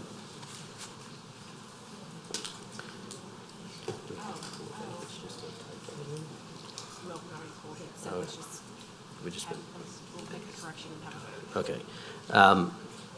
Number 8, resolution number CS number C6791, resolution to vacate in part the moratorium established by ordinance CS number 22-4979 on receipt of submissions by the Parish Planning and Zoning Commission for the re-subdivision or rezoning of certain property and or the issuance of certain permits by the Parish Department of Planning and Development, permits for the construction or placement of certain building structures on property in the area bounded by 11th Street, Harrison Avenue, Highway 59, Fire Tower Road, 5th Avenue, and Hellenberg Road, specifically property located at 7011 EIKE Street, Abita Springs, Ward 3, District 5. Mr. Toledano, I believe the address should be 70177, not 70117. So would you move to substitute that? Yeah, and to I do. amend? Thank you very much. Thank you. And a second by Mr. Davis. Yes. We have a vote on that. To amend and approve. Please vote. Thank you for spotting that, Mr. Davis. The motion is unanimous with 3 absent. All right. Well, that was supposed to be the easy part of the meeting, but screwed that up. Appeals. Each side is allowed 10 minutes to present their case and 3 minutes for rebuttal. A 2-minute conclusion per side may be allowed if questions are asked by the council. I'd like to first move to number 3, which is Robert and Lisa Sifilu, appealing the Zoning Commission approval on May 2nd, 2023 to rezone 11,949 square feet located on the west side of South Tranquility Road, south of US Highway 190 being Lot 11, Dixie Pine subdivision being 60121 South Tranquility Road, Lacombe from A2 Suburban District to A2 Suburban District and MHO Manufactured Housing Overlay, Ward 9, District 11. As we heard, Councilman Laughlin had to go to the hospital unexpectedly today, and this is in his district, and we really need him here for this appeal, so he's asked that we postpone this. So I have a motion by Mr. Davis, second by Mr. Randolph. Postpone to the next meeting? Postpone for 1 month. I know we have some cards on this, but these were, if you wanted to discuss why we shouldn't pass this motion, you can certainly come up and do that, but does anybody wish to do that from all these cards we have? All right, seeing none, please vote on the postponement.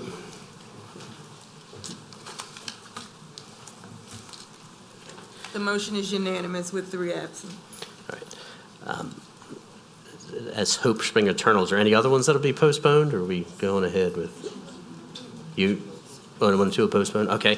We'll go to number 1, Cheryl Phillips appealing the Planning Commission denial on February 14, 2023, the revocation of unopened portion of Tammany Avenue north of Landmark Lane, south of Walden Road, east of Highway 437, Ward 3, District 2. Councilman Fitzgerald? Yes, after conferring with Ms. Phillips and various directors, we need another meeting to really kind of outline the exact process for this or any other alternatives. So I move we postpone it for 30 days. Okay, motion by Mr. Fitzgerald, second by Mr. Davis. Please vote on postponement.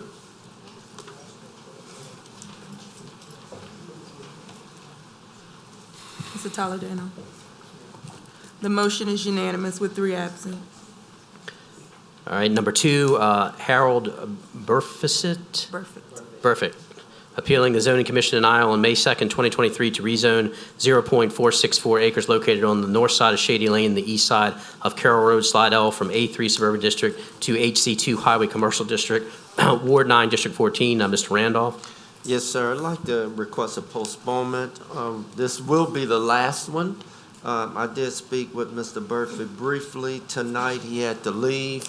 We've had some scheduling problems. But I'd like to ask for a postponement for 1 month. Okay, we have a motion by Mr. Randolph, a second by Mr. Canulette. I do have one card. Dr. Domain, do you want to talk about the postponement, or are you okay with? Okay. Please vote. And I will talk to Dr. Domain as well. I will speak with you. Thank you. Please vote on the postponement for 1 month. Second. The motion is unanimous with 3 absent. All right. Number 4, Paul J. Marioni appealing the Planning Commission denial on May 9th, 2023 for final subdivision review of the Bettico Creek subdivision, Phase 10B, property located on the north side of LA Highway 1085, south of Interstate 12, Madisonville, Ward 1, District 1.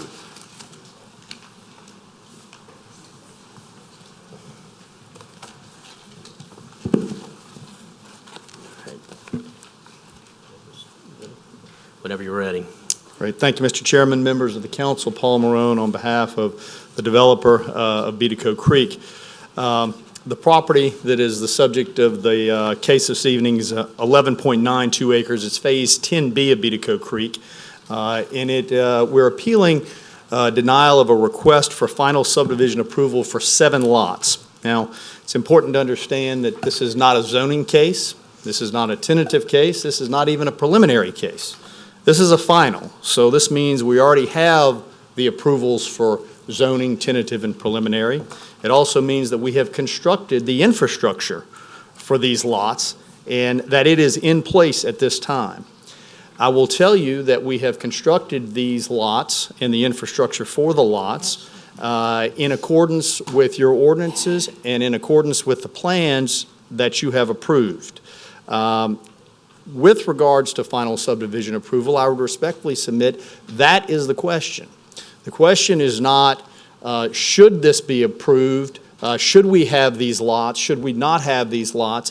It is, did we construct these lots in accordance with your ordinances and in accordance with the plans that this parish approved? You have a staff report, not my opinion, but a staff report that confirms we have done just that. There are no outstanding items. There are no outstanding issues. Therefore, I would respectfully submit to you there is simply no justification to deny this request. Phase 10B, it's a unique phase in Bettico Creek. It is 11.92 acres, and it's a very beautiful 11.92 acres because it has a number of very large, very mature live oak trees. However, my client has already taken significant steps that I believe are very reasonable to try and preserve and maintain these trees. What has he done? First of all, on this 11 acres, 11.9 acres, we could have, under our existing approvals, constructed 30 to 35 lots, but we are requesting 7 lots. And that's what was approved at tentative, that's what was approved at preliminary.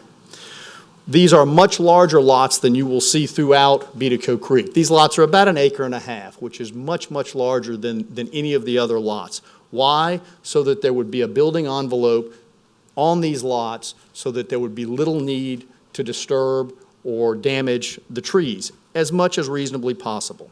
Number 2, we've created large setbacks on these lots to help try to preserve the trees. There's a 40-foot front landscape servitude and there's a 50-foot building setback.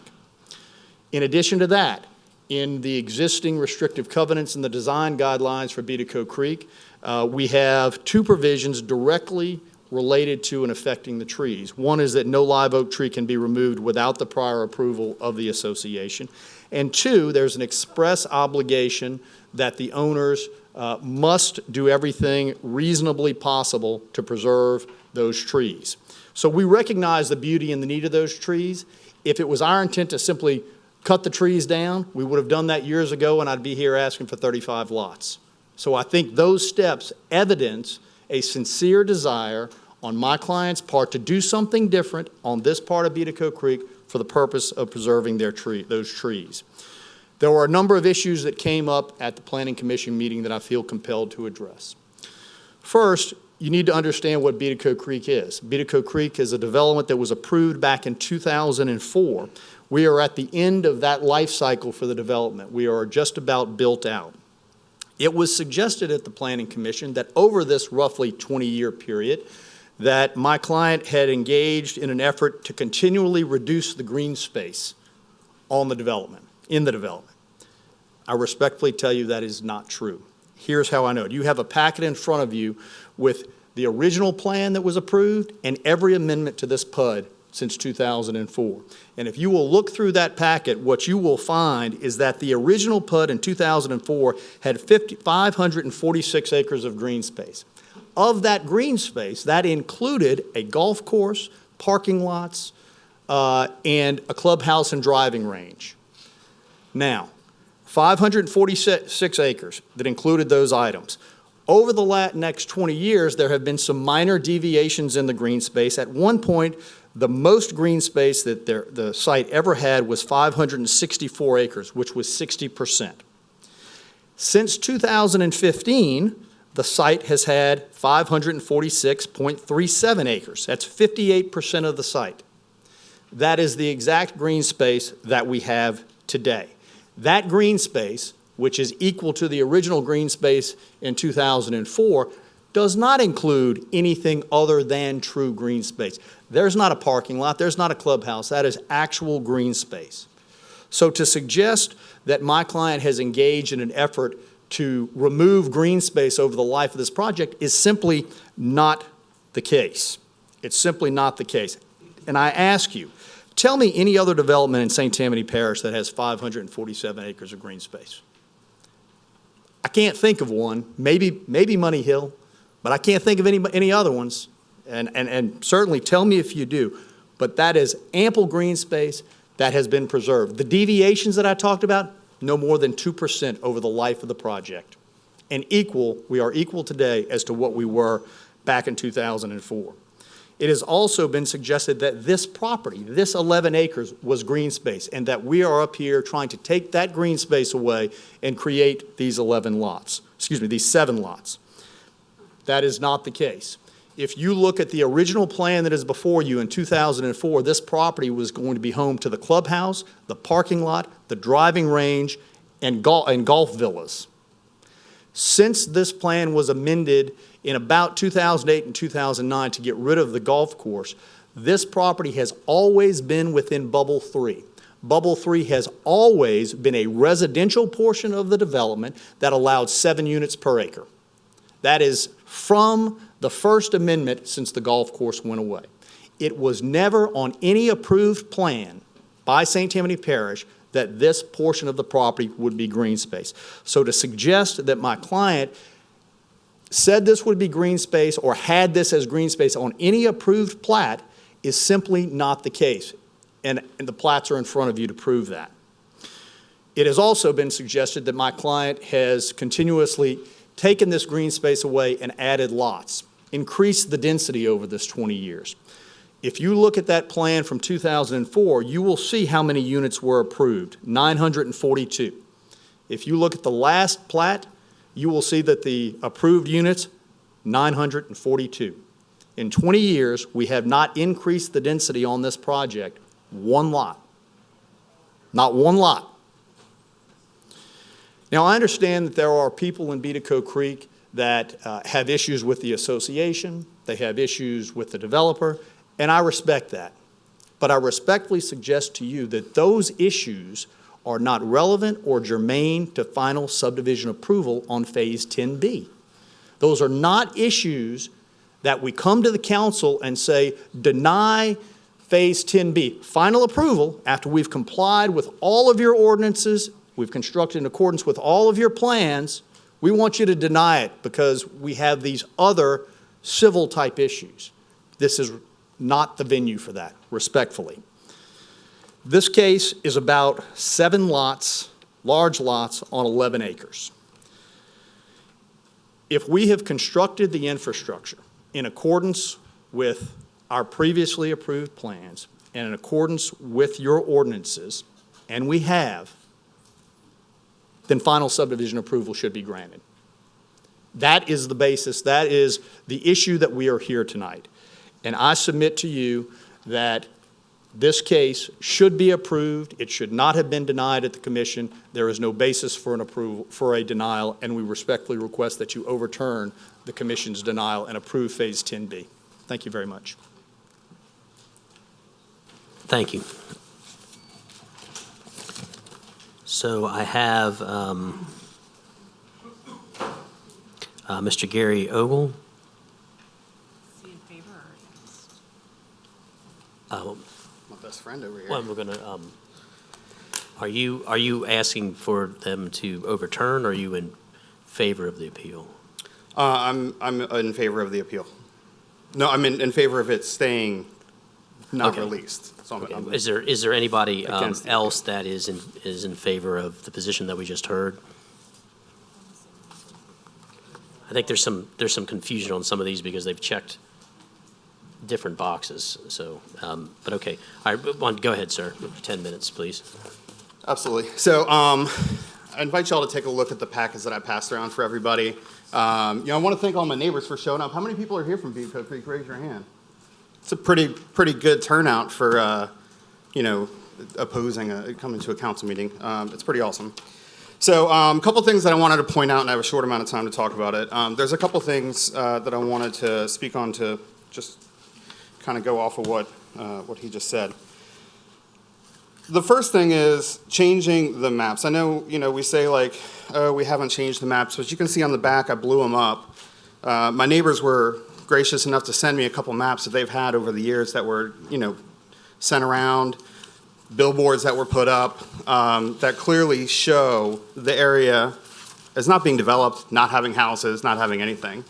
So you could say maybe the council or somewhere in maps and in the archives or somewhere had all this stuff planned out, but the general public that was buying into this and spending hundreds of thousands of dollars on houses had no idea.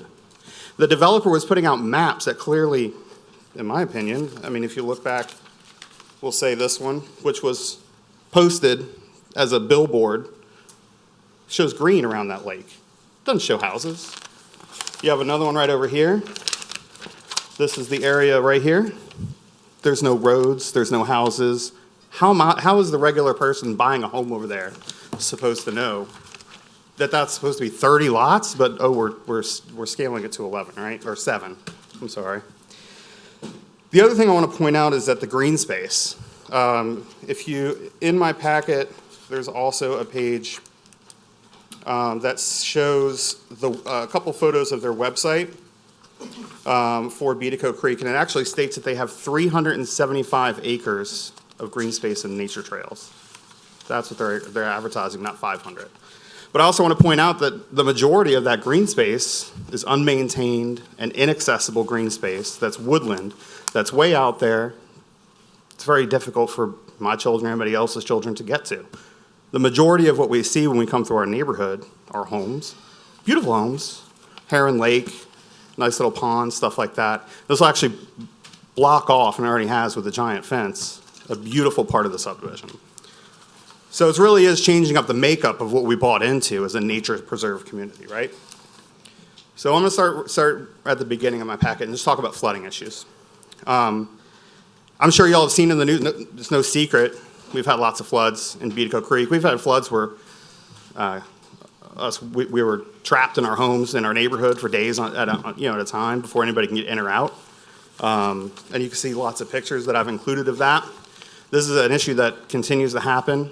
It only takes 9 inches of rain. I had a neighbor call me today who's involved in an ongoing lawsuit. It's another thing that was brought up where the developer council said that there was no more lawsuit, it was all taken care of. Well, he's in an ongoing lawsuit currently for his home getting water in his home multiple times right next to Heron Lake, where they're going to build more houses, take up more permeable space with non-permeable, put houses, driveways, and everything. That affects drainage, right? As you can see with the photos that I've provided of all of the flooding, it's just not normal images, right? It's not normal for a neighborhood to flood this often. A light rainstorm fills up all of our swales and ditches and everything else. Water in the streets. I was coming here, it barely rained in my neighborhood, and there's water splashing all over the place, the streets starting to fill up with water. But we want to build more houses on it, right? Makes sense. The other thing I want to point out is we have 730, it's a fun fact, right? 737 houses that are currently in Beatico Creek right now. Do you know how many cars there are on average for a Louisiana family? Do you know how many cars? It was pointed out last week. 1.88 vehicles average vehicles per household in Louisiana.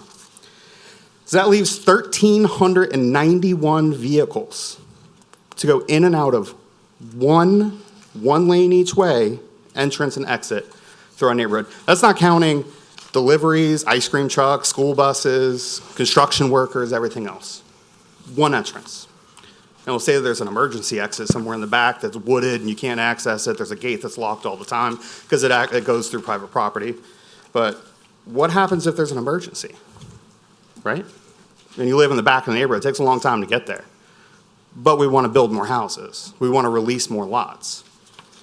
So I think there's a big concern from a lot of us in general on releasing more lots and releasing more houses and how big this property is going to get without the proper infrastructure that's needed, including a traffic study that's desperately needed for this neighborhood, another entrance that's desperately needed for this neighborhood, and just more infrastructure for drainage in general. The other thing I want to kind of point out, again, I talked about it's a nature preserve community. The majority of our green space that we've been afforded, it's all wooded. It's kind of off in the side of the neighborhood. It's beautiful. I've taken hikes on it with my boys. I've got two young boys, a 10-year-old and a 14-year-old. And it's fantastic. But it's difficult to get through. I've also included for y'all, again, this is from their website. It states that there are 375 acres of nature preserve, right? That's what we're being sold. 20-plus acres of lakes. This will surround one of the 20-plus acres that we're sold into as a community being able to access, that we just won't have access to anymore because it'll be bordered by homes all the way, basically all the way around. There's already a fence around it. Last thing I want to kind of point out, I only have a couple minutes, but we talked about, or he talked about the association taking steps to make sure that these lots don't get built, or don't get clear cut and cleared out and all that. I'd like to ask all, I wish I'd brought some of the aerial photos. Actually, a neighbor sent me some today. It was staggering. The lots that were just sold right next to these 7 lots. Completely clear cut to the ground, nothing but dirt. Nothing but dirt, and then some houses put on top of it. Fear that's the same thing that's going to happen here. So let me explain to you how this association works. We're divided in our covenants into different classes. Each homeowner has one vote. It's currently 762 houses, so that's 762 votes. There's Class B vote.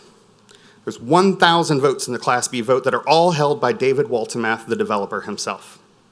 So there's one person that gets to make every single decision for our neighborhood with no association meetings. We don't elect a board. We don't get to make meetings. We don't get to have input on our architectural review committee. These are not grievances. These are us coming to the council as literally the only option that we have to voice our community in our own neighborhood, to make changes. The only option that we have. Because our covenants that we have inherited are written as such, so we have no other option. We have no say in our neighborhood. We didn't have a vote on whether we should make 7 lots or 30 lots. We didn't have a vote on what kind of architecture should be put in those houses. There's no president of our association. It's literally 1,000 votes to David Waltemath and Waltemath Enterprises, and 1 vote per household. And there's less of us votes than his 1,000. And once he's gone and everything has been cleared out, has been developed in that neighborhood, guess who's left owning it and living in it with our flooding issues, our entrance issues, and everything else? Us, the homeowners. The taxpayers of St. Tammany, where the developer actually does not own a home in St. Tammany. He owns 2 residences in Orleans Parish right now. But us taxpayers that live there. But we want to build more houses without doing the proper things needed to be able to actually serve the residents in the community. That's what I'm upset about. I'm not upset about the HOA. I mean, we bought into it, it's fine. I love my neighbors, love my community. I don't like the way that it's run, but it is what it is. What can I do? I can't change the covenants on my own. What I can do is I can come here to the council and try to block more houses from being built on our beautiful neighborhoods. That way we can hopefully have some control. And you can see how many of our neighbors came in and talk about that. Thank you.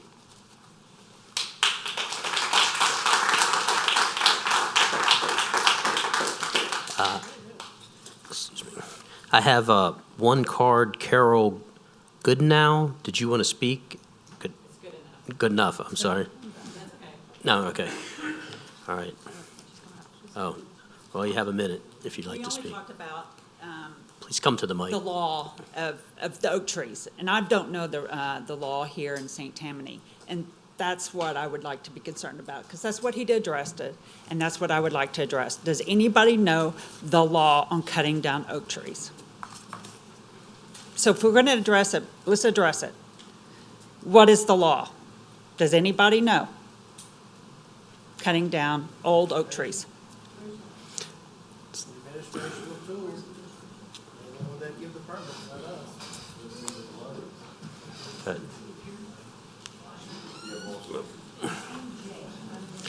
Well, let's have continue your comments, and that's the Well, question that one of us. if we're going to you're supposed address to it, comments. and this is what we're going to address, let's state the law. If you're going to vote staying this amendment, or you're going to vote to release it, let's know the law before you do it. That's all I have to say. Thank you. Thank you. Mr. Marone, rebuttal.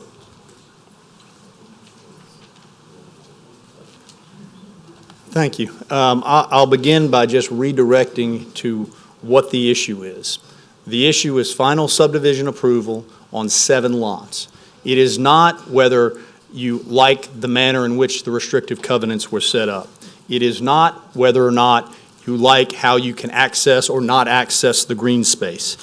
Those are issues that are simply not within the purview of what the council is here to do. I will tell you, when the gentleman that just spoke bought in here, there were 942 lots that were going to be in this subdivision. You want to know how many are going to be there? 942. And that was set in 2004, and that's what's going to happen. When he bought in, there was one way in and one way out. I didn't come up with that. That was set in 2004. We can't come in 20 years later and say, well, wait a minute. I know all these approvals were granted. I know they followed all of your requirements. I know that they did all the traffic studies that you required, but I don't really like this. We have to change this. That's not how the system works, respectfully. It can't work that way.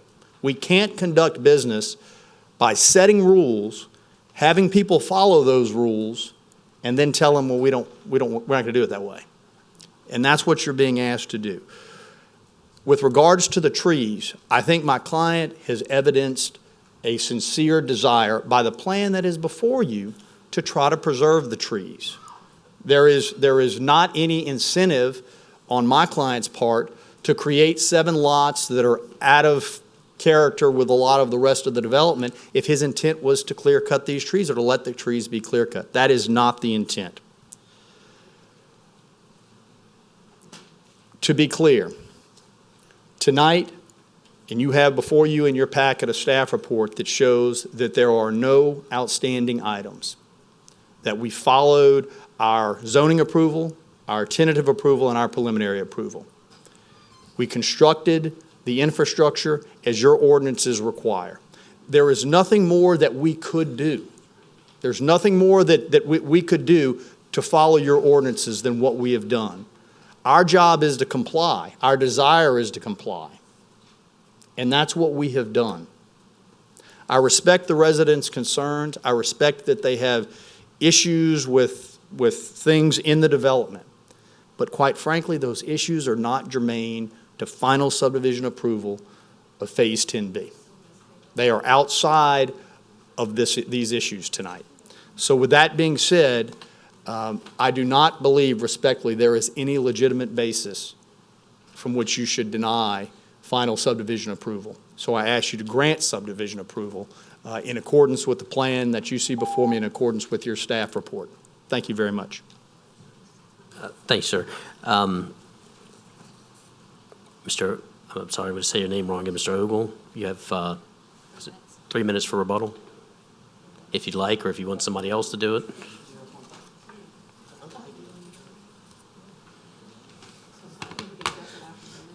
So I know we keep mentioning 942 houses that were planned back then, but my question is, if this was all planned to be part of a golf course, then obviously part of that wasn't there as residential at that point, right? So we've made a change. This was supposed to be not residential, right? It was supposed to be a country club or something like that, something for residents to enjoy. But now it's houses. So we obviously have made changes. We've made changes to where these houses are allocated, where they're going to go, and quite frankly, I mean, that's not, I don't think, anything that anybody signed up for. So that's one thing.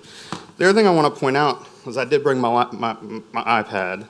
So this is where we're talking about. And these are the lots right here that they just started building on. So you could say that the developer is going to do everything that they can to preserve oak trees, beautiful oak trees, right? But I think the evidence of what the actual builder does is something different. It's dirt. It's dirt. It's clay. They put clay, they put dirt, causes drainage issues. This is what it will become. That is what it has become on every single lot in Beatico Creek. And the issue is because when it passes from the developer, it goes to the builder, gets sold to the builder says, well, I'm going to build the biggest house, most attractive house I can to make the most money I can, so that means I'm going to clear out as much as I can to make it nice and big and wide and people can see what's going on. And then, oh, it's got to pass the Architectural Review Committee.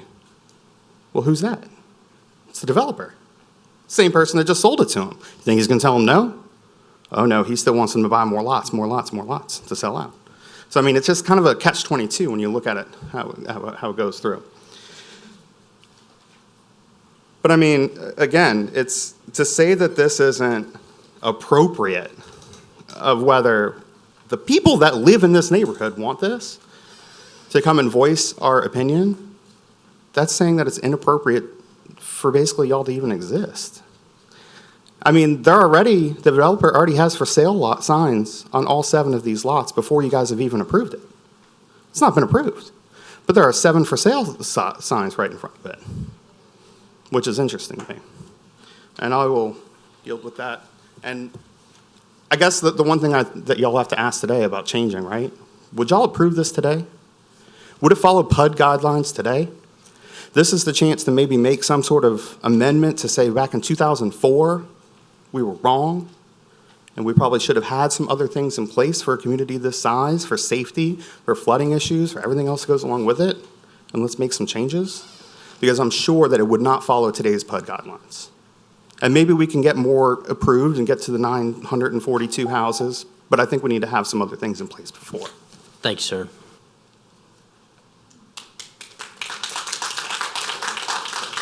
Councilwoman Casabon?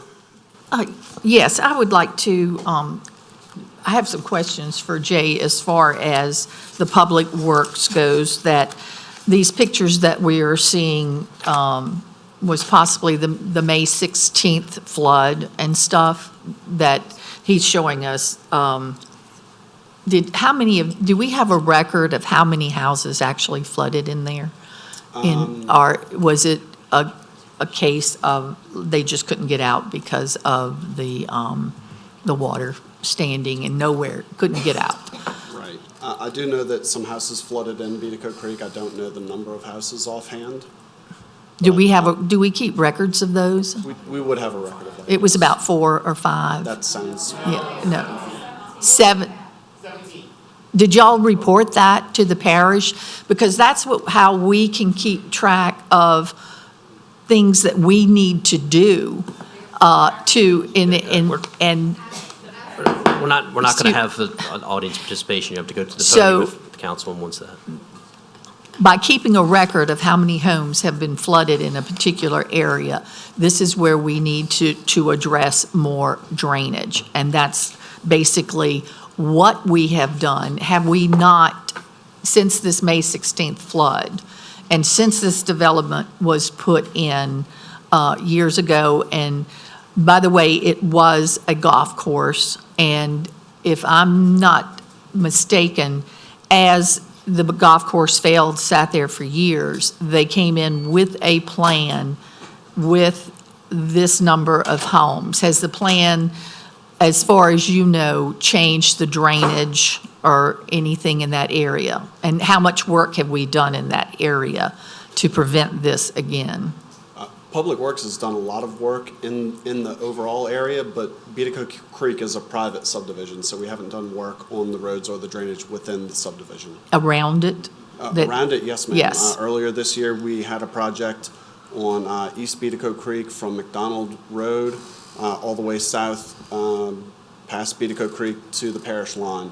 We cleaned the entire lateral. That will keep water from coming down like it did before, hopefully. Yeah. We made sure that the lateral is functioning to the highest degree that it can, and that it can convey all the capacity of water that it's able to hold and take out.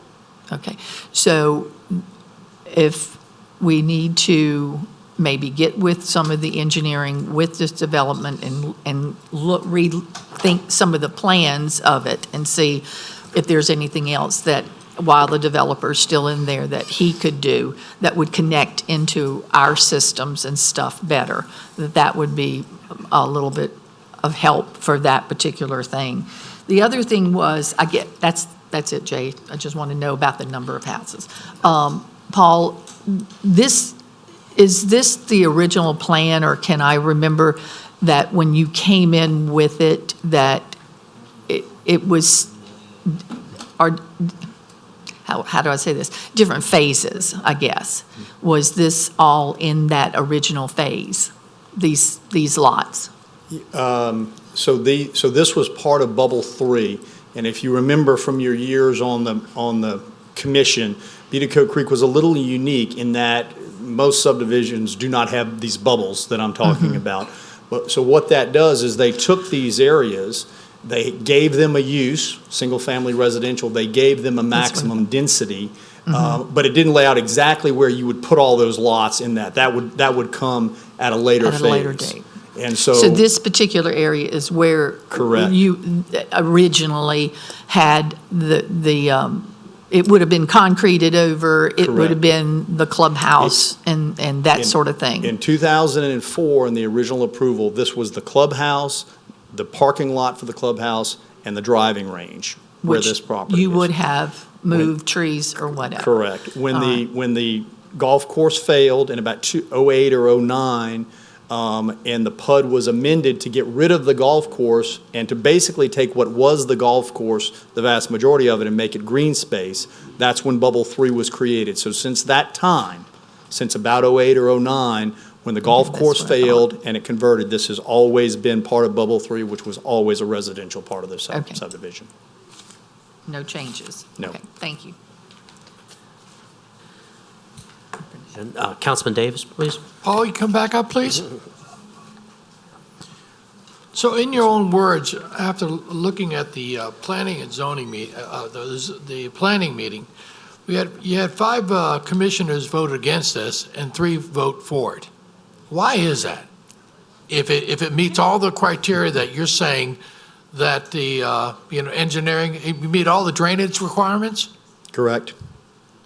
Yes. So I'm asking you, why did it fail? That's a good question.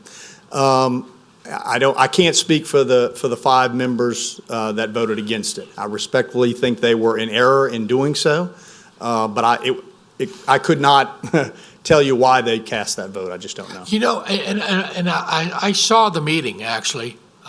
I don't lead a very good life. Anyway, I saw the meeting, sorry, and I know the rest of the council understands this, but I know the motion was to approve, and there was a second? Correct. For that. That's correct. And of course, this is the issue, I know, with our legal individual, where after that, the same people that made the motion to approve and second denied it. That is correct. That's my recollection as well. You think there's any kind of confusion there, maybe? I'm just wondering, I mean, or was it they were just saying enough is enough or stuff like that, you know? Because, I mean, I know, I had a nephew that lived in Beatico Creek. So I understand about the flooding issues and stuff. But you're saying that all the drainage things, with every little input of new things that are being done, they're changing the drainage, correct? They're building out the drainage infrastructure in accordance to the engineering plans for the overall development. So as each of these come in, each of these phases come in, there is additional infrastructure that has to be put in. Now, most of the large ponds and so forth have already been put in. They're already in place. So unlike you see in some subdivisions where you might have a phase come in, you've got to create a pond or enlarge a pond to accommodate that, most of the ponds are already there. But there is additional ditching and infrastructure that goes in with each of the phases. Okay. I'm just kind of curious. Thank you. Yes. Councilman Smith? A couple of questions, Paul. Yes, sir. Okay. So all this sounds really familiar. Okay. They didn't give reasons why they turned it down that you could tell from from the planning commission, correct? That's correct. That's correct. There was a lot of discussion, some of the similar issues that you hear tonight, some of the issues that I touched on. There was a lot of discussion about, well, the developer is creating more lots, or the developer is reducing the green space out. So there was a lot of discussion about that, which is erroneous, but that could have played into their decision. But I don't want to speak for any of the commissioners. That wouldn't be fair, because I really don't know why they casted the vote the way they did. Okay, so sometimes the developer will build the houses, but what they're saying is this developer is just going to prep the lots and then sell to the builder. Is that correct? That's correct. This developer is not also a builder. And there's no way to tell if they're going to be slab or raised or anything like that? All of the homes in there are slab on grade. So I would expect that to continue to be the case. Okay, I know the subdivisions in my district were large enough lot-wise that they had to reduce drainage off their property by 20%.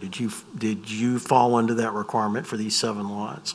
Yes, well, if I understand your question, this development has got to reduce the runoff of the entire development by the 25% in the 100-year storm event, which we do with the ponds and so forth that we have.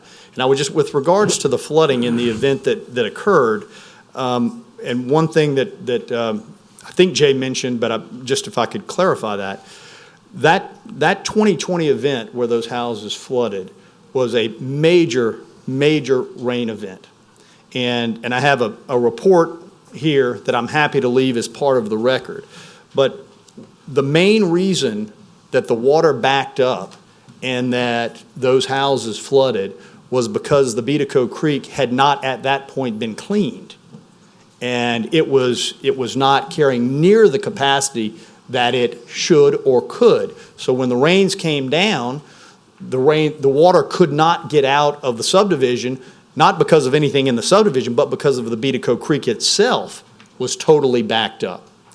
Since that time, and Mr. Watson can correct me if I'm wrong, but I know that Beatico Creek was on the list that the administration was seeking to have cleaned out, and I think that's what he mentioned earlier. They have returned it to as much capacity as it could have, which is a great deal more than it had in 2020. Okay, is it any thought from the developer maybe to build another exit out in that area? So when the development was approved, it was a one-way in and one-way out at that time. This property does not abut any roadway and is not really near any other roadway. However, about 2 years ago, roughly, my client, the developer, did go to an adjacent landowner and worked very hard with that landowner to get an emergency access over to CC Road in Tangipahoa Parish. And so it is an emergency access way. It's a gravel road, but it did not exist before. But he acquired a servitude and built the road, and in an emergency situation, that is at least available. Otherwise, there are no other roadways anywhere near this development. Okay. Who's going to unlock it? Can we? Okay. Mr. Smith, do you have anything else? I don't have any questions for. Can I? Thank you. Can I ask them? No. Okay. Okay. Thank you. Thank you, Paul. Thank you, Mr. Smith. Mr. Diener, would you like to go last? Let's see, we have a couple other. All right, Mr. Canulet. Ross, please come to the mic.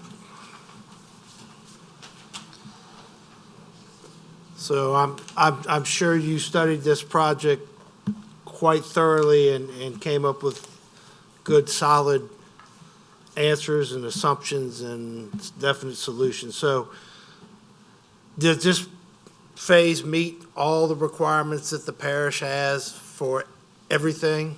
So I'll answer your question this way.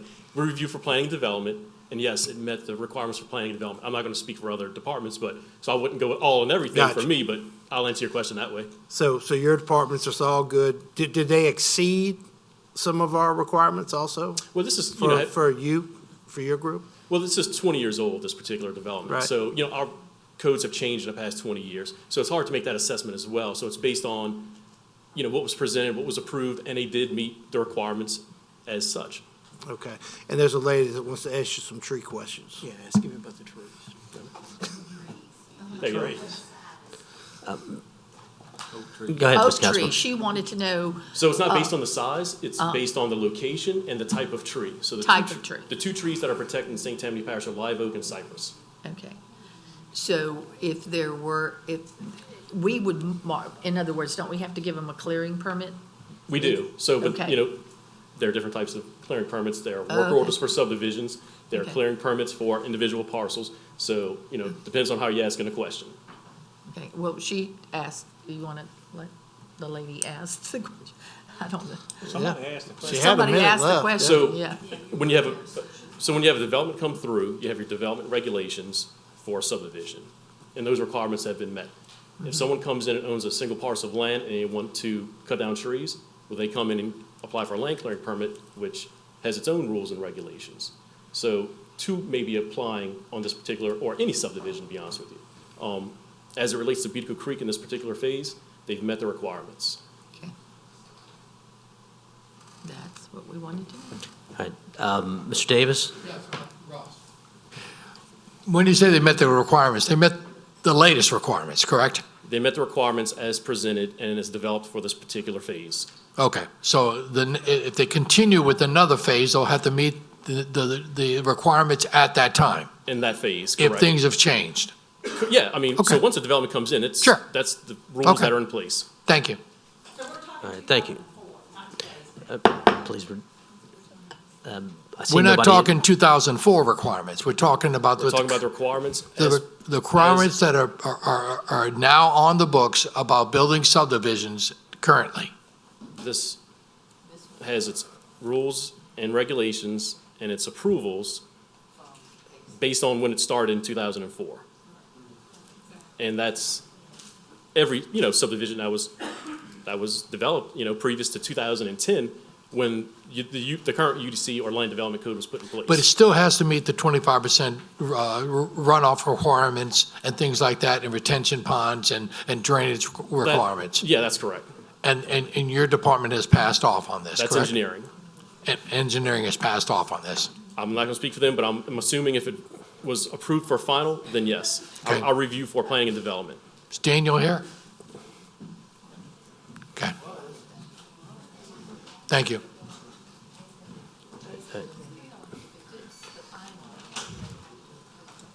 You would think it's passed. Come on down, Daniel. Thank you, Daniel. Yeah, we got two more So, of these, too. Beatico Creek with this phase, everything's fine? Yes. Everything- Everything per their plans that were approved for their preliminary subdivision approval. So it met, that preliminary plan met the requirements at that time, and everything has been constructed in accordance with that plan. Okay, thank you. Councilman Dean? Okay. So I remember back prior to 2003, there was a gentleman named George Hopkins. And his name became very famous back during that, infamous and famous, back during that time because who's the landowner? Pools at the time began Beatico Creek. And it was the topic of the time. I wasn't on the council at the time. I think I was on the city council. So it has had many iterations since then. It started out as a 2 18-hole golf course. And this, for whatever reason, I don't even pretend to know what happened. Then it went down to a 1 18-hole golf course. A fella out of, I say a fella, I didn't say gentleman, a fella out of Atlanta or Georgia, somewhere around. He came and bought it. Wasn't long before he went belly up. And so I remember the very first time I went out there to discuss with the few homeowners that were there weren't very many, maybe 10. Every one of them were very angry, and it's because they thought they had bought on a golf course, and I don't blame them. Every time I've been out to Beatico, people have been angry. And I don't think, and I'm not exaggerating one bit. I went out after the 2020 flood, rode around with a lady in a golf course, all right? I got golf cart. We saw where there were little bayous within the subdivision that Mr. Walter Math has control of, and they were clogged. We saw that. I remember when we were riding around, came back, and I believe I think that Mr. Walter Math and Mr. McHugh were, who was the engineer at the time, I guess still is or whatever, had discussed that, and we did drive by some of the houses that were flooded. I guess the point that I have a couple of questions, if I could ask you, if that's all right, Mr. Chairman, real quick. Because to me, it's kind of simple. I know it doesn't feel simple to anybody in this room, but to me, it's kind of simple. It's a PUD, correct? Correct. So the matter of a PUD is that, as it is set out in a plan, and approved, if you adjust that, you have to come back to the council, to the zoning commission, and ask for an amendment to the PUD. For any major amendment, yes. Major amendment. Has that happened? Yes. Okay, and how? Yes. Do you remember? I guess the golf courses? Yeah, well, the golf course was probably the largest amendment. All right. That's correct. There were Okay. some others along the way that were minor, moving lots from one place to another. All right. But relatively minor. The major move was when the golf course went away, back in, I think it was 08 or 09. Okay. I've gotten, and just coincidentally, over the last couple of years, I've gotten several phone calls, just one at a time, maybe one every 6 weeks or so, from people who are very angry in that subdivision, but they're not angry at the parish, they're angry at your driveway, entranceway. I hadn't been there in a couple of weeks, but it was horrendous, brought about by construction. So that's a shame that it wasn't, way back then, wasn't allowed some kind of construction entrance. The flooding, I do know that there are a lot of people who call and when they call and speak to me, they say, well, when is he going to stop? How many is he going to keep doing? As I understand it, it's been 942 since then, since the beginning.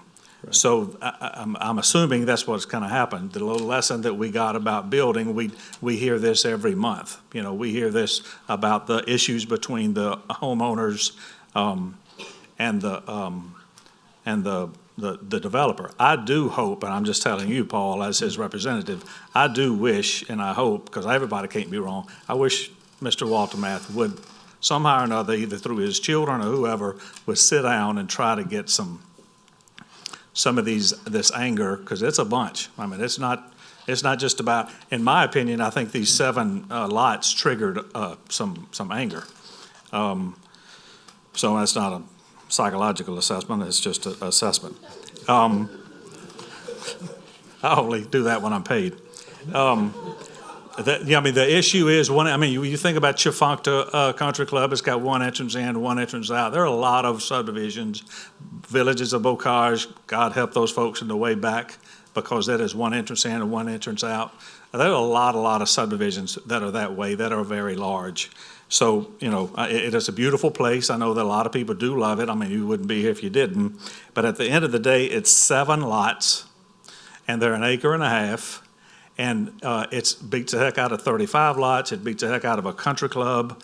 I don't see why. I've been on the council for 20 years. I've seen the commission, I've said this before, I've seen the commission make emotional decisions, not smart decisions. And by smart decisions, I mean, did they follow the rules? And the fact is, they followed the rules. If we vote against it, could they sue us? Sure, we always have to think about that kind of stuff. And that's not what I'm saying. I'm just saying there's 7 lots. So at the end of the day, I'm not gonna to stop it. So I'm gonna make a motion to appeal the denial. Override. Override the denial, please. Motion by Mr. Dean to override, seconded by Ms. Casabon. No, sorry. No. No, ma'am. 7 lots are not going to flood you. Ma'am, we've had our discussion. There's a time limits. It's over now. We've had our discussion. We're ready to vote. Please vote.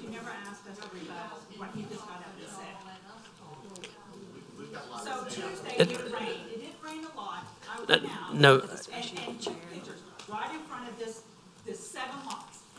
It flooded. It was up on the road, the rain, right in front of where these 7 lots are going. My property is around the corner. I can show you pictures. It flooded my backyard. It flooded the green zone. Mr. Chairman, I'd certainly like to set up a meeting with her or with them, and just try to kind of, because the flooding is within the subdivision. So anyway, I'd like to, rather than going through this, since it's already been voted on or discussed, I'd like to set up a meeting with them. Please. I'm sorry, do you want us to vote? You want us to? Yeah, please. Okay. All right. We have a motion and a second. Please vote.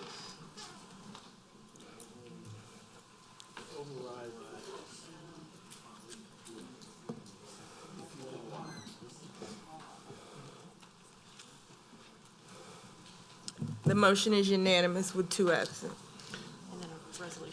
We need a resolution, Mr. Dean. I move by Mr. Dean, seconded by Ms. Casabon. Do you find with that second? And a vote, please.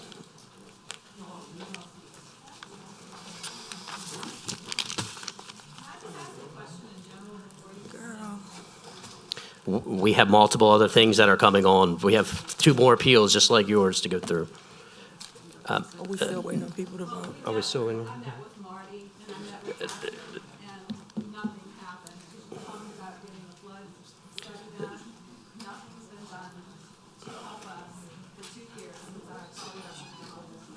Has everybody voted? No. There's the 3 Well, we're at still the waiting end. for people to vote. They don't know what they're voting on. It's on the resolution. Okay. I'm We're sorry. waiting on Mr. Toledano, Mr. Smith. Mr. Smith. This is the resolution. Okay, thank you. The motion is unanimous with 2 absent. All right. Number 5, appeal number 5, Loretto O'Reilly appealing the Planning Commission approval on May 9th, 2023 for preliminary approval of the Vieux Carré subdivision located on the south and west sides of Bricker Road, east of Highway 1085, north of LA 21, Louisiana, Ward 1, District 1. Cards.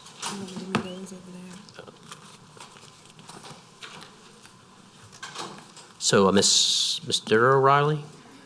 Miss O'Reilly? Sorry. I have some information I'd like to give to everybody. Please. Thank you. The first thing I want to say is I want to state clearly that I and others have never opposed development. We have asked for more thoughtful and respectful development. At one time, we offered a schematic of an alternative to this development, which is now called Vieux Carré, what basically is Timber Branch 2. We offered a schematic alternative to this development that included every home site desired without utterly destroying the landscape. This plan has in no way evolved with the times, although our drainage and flooding problems have. It is basically the 1999 plan for 196 acres, 62% of which are wetlands. This plan ignores completely the location. It's a critical drainage area as indicated in parish records, although denied by the attorney. The destruction of wetlands is destroying our way of life. This development is for Anywhere USA. It is a cookie-cutter stencil plan. And the last thing I'd like to say to you is I hope you all have had a chance to read the email that was sent to you by Don Olette concerning our drainage and flooding issues. And I'd like to finish. Thank you. Ms. Hazel Piazza?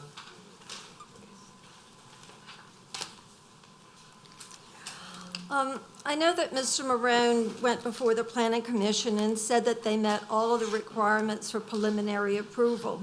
What he excluded from his comments is the fact that St. Tammany Parish is additionally required to evaluate all proposed developments for compliance with their binding agreements with FEMA's Hazard Mitigation Plan and the National Flood Insurance Program. St. Tammany's community rating standard must be in a specific class in order to participate so that the citizens can receive discounted flood insurance premiums. The applicant's position in responding to staff comments concerning the environmental issues is that they will address them at the state and local level when seeking permits, and that wetlands are not even mentioned in any of the zoning audiences. The benefits of wetlands and reduction of runoff, flood abatement, water quality, and groundwater recharge is a well-documented scientific fact, not a model generated by a computer program, and they are an important consideration in both the Hazard Mitigation Plan and the National Flood Insurance Plan. As stated, it's a 196-acre project that has all been rezoned for development, regardless of how the applicant chooses to piecemeal it or label it as not a part. Dr. Smith, a parish engineer, instead of saying 62%, qualified it as a 70% amount of wetlands on the land. I'm also here to talk about a change in the PUD. And it's a major change. In February of '21, they went before the Zoning Commission, and it was explained on each parcel that permitted uses for commercial included public utilities facilities. Public utilities is defined by the parish as an entity that provides goods and services to the general public, and that is including electric, gas, water, etc. Utilities Incorporated is a registered Louisiana corporation that provides water and sewer services. Therefore, according to parish ordinances, commercial zoning is required for this business. This is not just a well that is going to support the community of Euchre, but a regional well that is going to be drilled by a commercial public utilities corporation. And in their permit, in their after-the-fact permit for scenic rivers, the purpose of the project is what they describe, is to replace the existing Greenbrier well, which is located behind the Winn-Dixie Shopping Center, which has developed a casing failure in recent years and was determined to be at the end of its useful life. But if you would go ahead, this well is going to provide water from Highway 21 and 1085 all the way south of the interstate to Brewster Road. It also should be noted that in the applicant's request for rezoning, it was stated that utilities would be provided off-site, and Utilities, Inc. even issued the applicant notification in 2021 that the Greenbrier well had ample water and sewer facilities for them to tie into. According to PUD regulations, major amendments to the PUD require the developer to submit revised plans to the Department of Development, and associated hearings are to be had. Major changes are listed in the use of the land and the location of significant buildings or structures. The site selected for this commercial endeavor was a no-cut green space adjacent to A4 residential housing. Permitted uses in green space is listed as telecommunications cabinet. To go from a no-cut green space to a commercial public utilities facility and adding significant buildings or structures constitutes a major change in the PUD plan. However, in a letter to the Director of Planning in August of 22, the applicant requested the parish to regard it as only a minor change, and the Planning Director approved it as such on October of 2022, clearly in violation of the PUD ordinance. Also of concern is that a work order was issued to Utilities, Inc. to lay the water pipe and install fire hydrants months before the change in the plan even went before the Planning Commission for their review and the public hearing. We have asked repeatedly what support structures are going to be included. This question has never been answered.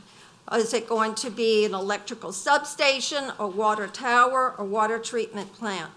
The applicant needs to go back to zoning and request as appropriate from green space adjacent to A4 to commercial. Mr. Liner has informed me that a new well will be of regional public benefit. However, it is not incumbent upon me as a private landowner to relinquish the full use and enjoyment of my property in order for such to be realized when there are 196 undeveloped acres with more environmentally suitable locations to choose from. The section of the land that was first described by Mr. Kelly McHugh in 1999 as green space as well, and you can see that in your packets.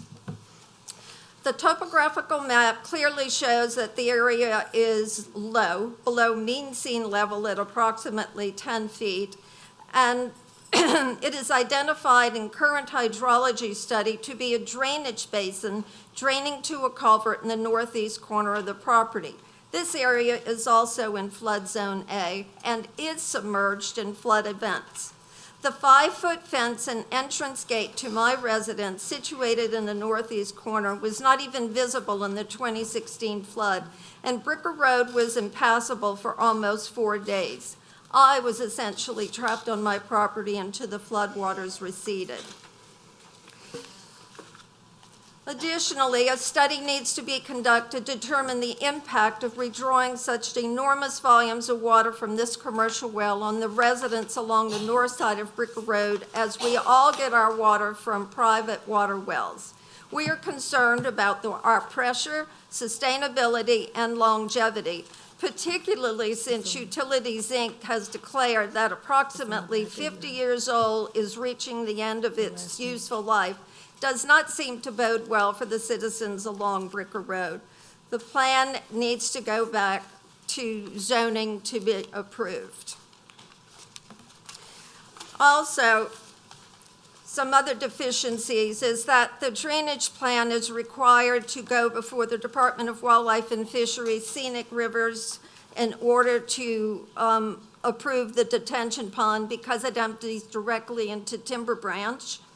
And the MS4 compliance needs to be reevaluated as the original study was done for a wet pond and has since been changed to a dry pond that does not effectively filter out pollutants. The Tchefuncte River is currently not meeting its designated use for primary contact. This includes swimming, water skiing, wading, and fishing. And since the Tourist Commission of this parish has recently launched a new campaign, it is imperative that any potential deterioration in water quality from the flow of stormwater gathering pollutants as it traverses over the development and is then dumped into Timber Branch, which flows directly into the Tchefuncte River. According to the EPA, dry... Thank you, ma'am. You have... You'll have, or unless you want to use your Okay. rebuttal time right now. Thank you. Okay, Mr. Maroon?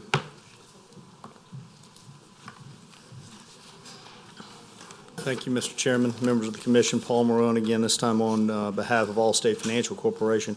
I'd like to begin by addressing one of the first things that Ms. Piazza brought up, just so I don't forget about it, and that was her reference about the inquiry into the FEMA hazard mitigation plan and whether or not that was an outstanding item for us in this case. That issue was brought up at the commission. At that time, Ted Reynolds, the parish engineer, was asked. He looked at it and he confirmed that we were compliant. He was not sure that it even applied to us, but he confirmed during that that meeting at the request of the commissioners that in fact that was not an issue that was outstanding for our project. So there's a lot to talk about there. First, I want to point out that my client and this request are not about Utilities Inc., which is a utility provider in the area. And they are going to be providing utilities to the site, but that's really not what preliminary is about. I'd like to walk through some of the issues that were raised and some of the concerns that I know the residents that are here have. First, let's talk about drainage.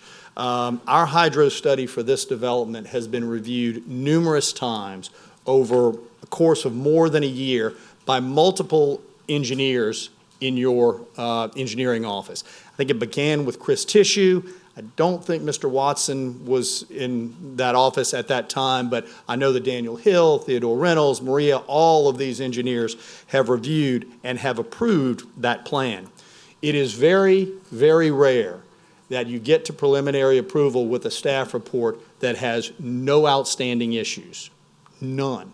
You always have something. There's always a few items. They're typically minor. There was not one issue. Not an issue on the traffic study, not an issue on the hydro study. It was completely clean, and that is very rare. But on our hydro study, as you know, we are required to reduce the runoff by 25% in the 100-year storm event. You've heard that many times. Well, we greatly exceed that requirement on this project. Our reduction is between 44 and 83% on the 10, 25, 50, and 100-year storm events. We have approximately 17 acres of detention. In addition to all of that detention and storage, we have taken great care to preserve the floodplain. 98% of our development footprint is outside of the floodplain. So only 2% touches in one corner a very small portion of the floodplain. So we have more storage than is required, and we have preserved the floodplain. Thirdly, in addition to these items, we have created 44.5 acres of additional floodplain storage on this property.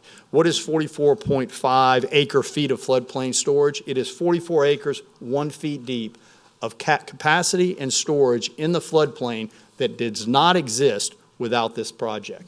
So there's a three-prong approach to addressing. It's over-retention, it's preserving the floodplain, and it's creating floodplain storage to a significant degree. Mr. McHugh made the statement the other day that this increase in floodplain storage is unprecedented in his experience with any project in St. Tammany Parish. Now, Mr. McHugh is not as young as he looks. He has done a lot of developments in St. Tammany Parish. I doubt that there's an engineer out there that has done more developments. And for him to say that, I think, is a very strong statement. At the end of the day, we are very confident, as are your engineers, that we have designed a subdivision that goes above and beyond what your requirements are to make sure that we are sensitive to the drainage in the area.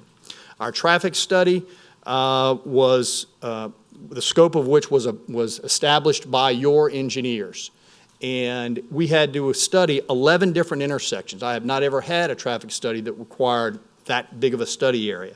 But we studied all of those intersections, and the report determined that each of those intersections will continue to function at an acceptable level after this development is fully constructed and after applying a growth rate that exceeds the historic growth rate of St. Tammany Parish. There are no comments to our traffic study. There was some suggestion by Ms. Piazza that there are differences in our plan and our PUD plan and so forth. All I can tell you is that the preliminary plan that is before you tonight matches identically with our PUD plan. It is in compliance with that PUD plan. With regards to the well site, well sites, as you well know, are very often, many times, if not most of the wells in western St. Tammany Parish are in subdivisions. That's what they were drilled for. And it is good practice, and whenever possible, those wells are interconnected to other water systems so that there is redundancy and looping. That is a benefit to the entire area, and that is the intent to what is to be done here. Now, I understand there may be some concern about the aquifer and some of the private wells and some of the residences in the area. What's important to note is that this well will be at a depth of approximately 1,500 feet. Whereas most residential wells are more in the 300-foot range, so they are not in the same aquifer. Wetlands and wetlands permitting. We have, as I stand here today, and I'm happy to leave a copy with you, a 404 permit for the first phase of this project, which is the first phase that we will build. That wetlands permit comes along with a clear water quality certification, and we also have the scenic rivers permit from Wildlife and Fisheries. We have all of the permits from the state that we are needed to build this project. So there is nothing that we are lacking at this point.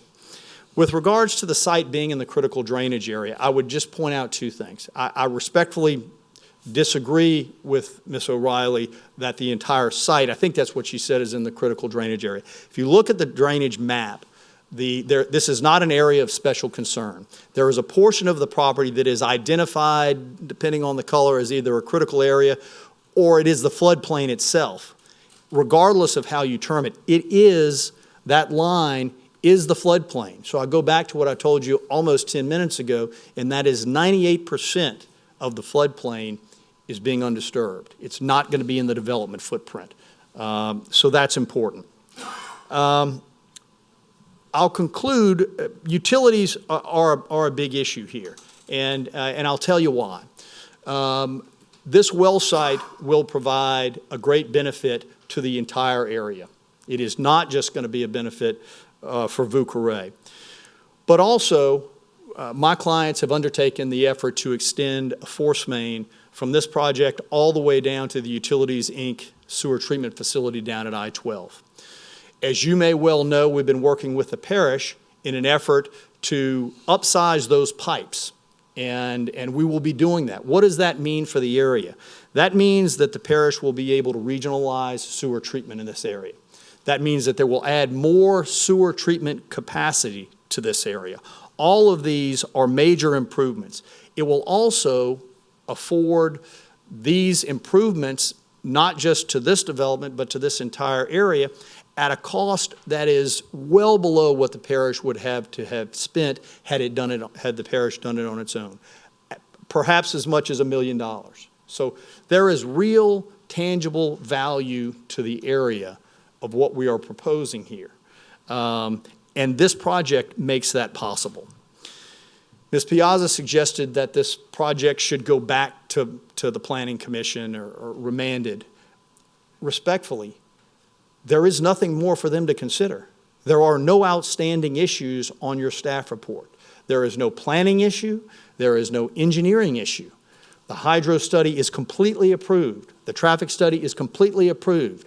The plans have been completely approved. There is nothing left for the commission to consider. You asked me in the last case why some of the commissioners voted the way they did on the Beatico Creek case, and I said I didn't know. But I will offer you my appreciation of why the commissioners voted unanimously in favor of this project, because there were no issues. I believe that was why they voted unanimously to approve this project. There are not very many cases that come through this parish process where there is a staff report that has no issues and the commission has unanimously approved it. This is one of those cases. So I respectfully ask that you concur with that unanimous approval and that you grant preliminary approval for Vucare. Thank you very much. Thank you. Have 3 minutes for rebuttal.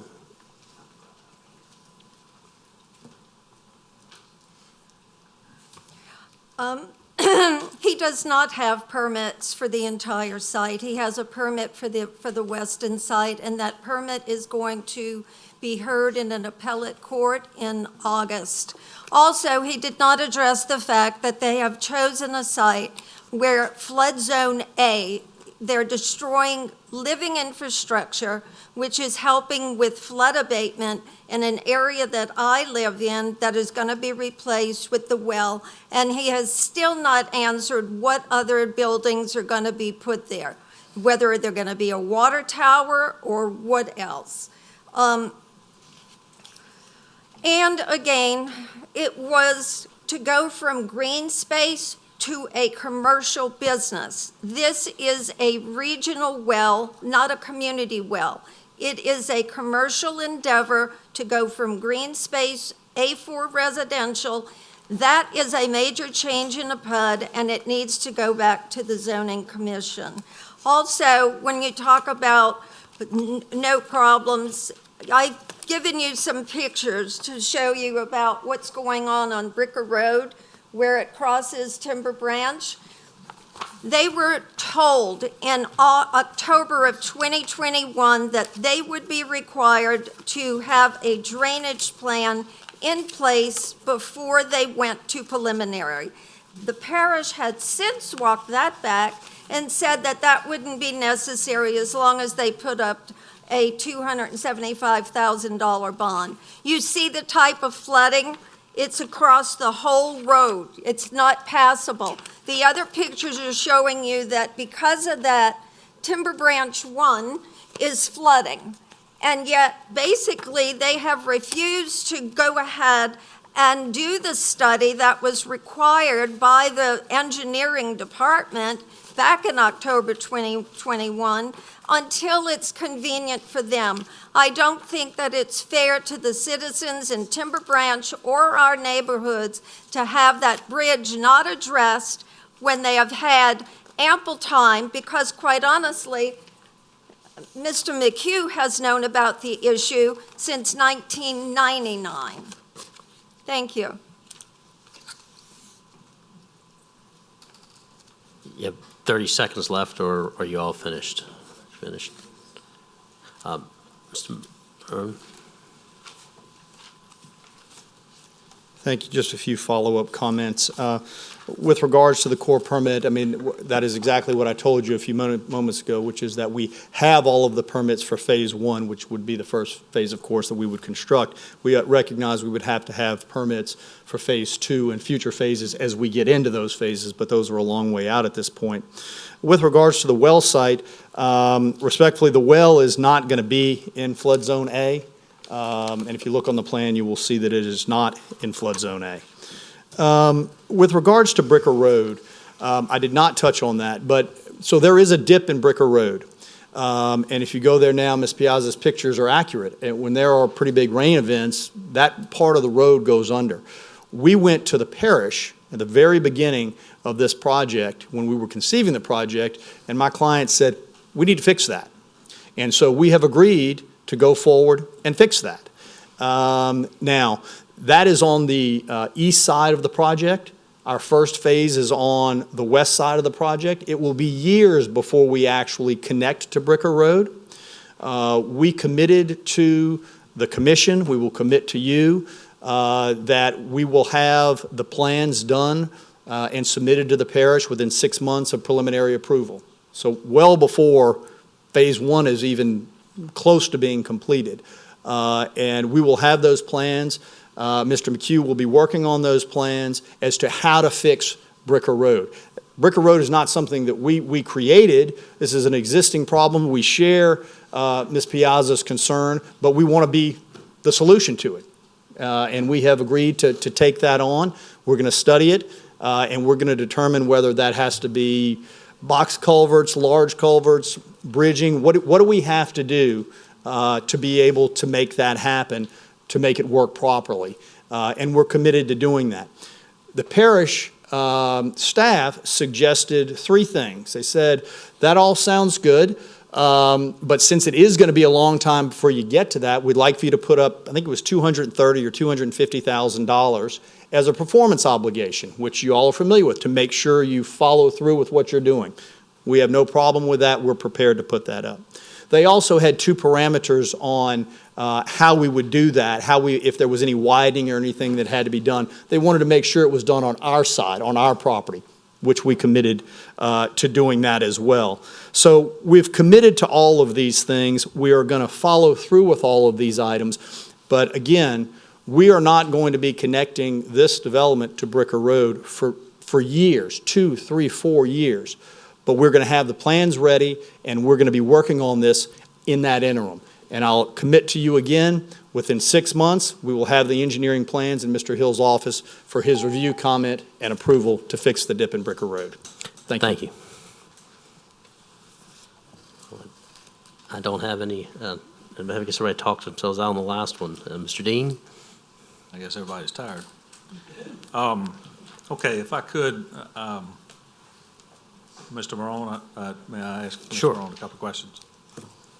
It's interesting that this project was the first appeal I ever heard in 2000, whatever. I got here 20 years ago, under new other owners and all that. Let me ask a couple of things. One is the raised road on Bricker. At what stage is that going to happen? And how's that going to look? Well, we don't know how it's going to look because we don't know what the fix is yet. Again, whether it would, I'm going to look to Mr. McHugh to correct me, but we know that the road has to be raised. We don't know if we need to bridge a portion of that. We don't know if we need box culverts. We don't know if we can have double barrel culverts. That's really what the study will have to tell us. But we know that a couple of layman factors that we've got to get the road up, but we've got to make sure that when we do that, we don't create or exacerbate flooding problems, right? We can't create a dam there. So it's a dip there. It is a dip right now. Yeah. That's correct. It's a dip. And so and that's the pictures that Ms. Piazza was showing? Correct. Yeah. And she's right. There's absolutely an issue there. We share her concern and want to fix that. Okay. And the water well, two other things. One is Mr. Arlett was very concerned about backflow preventer, I think he was calling it.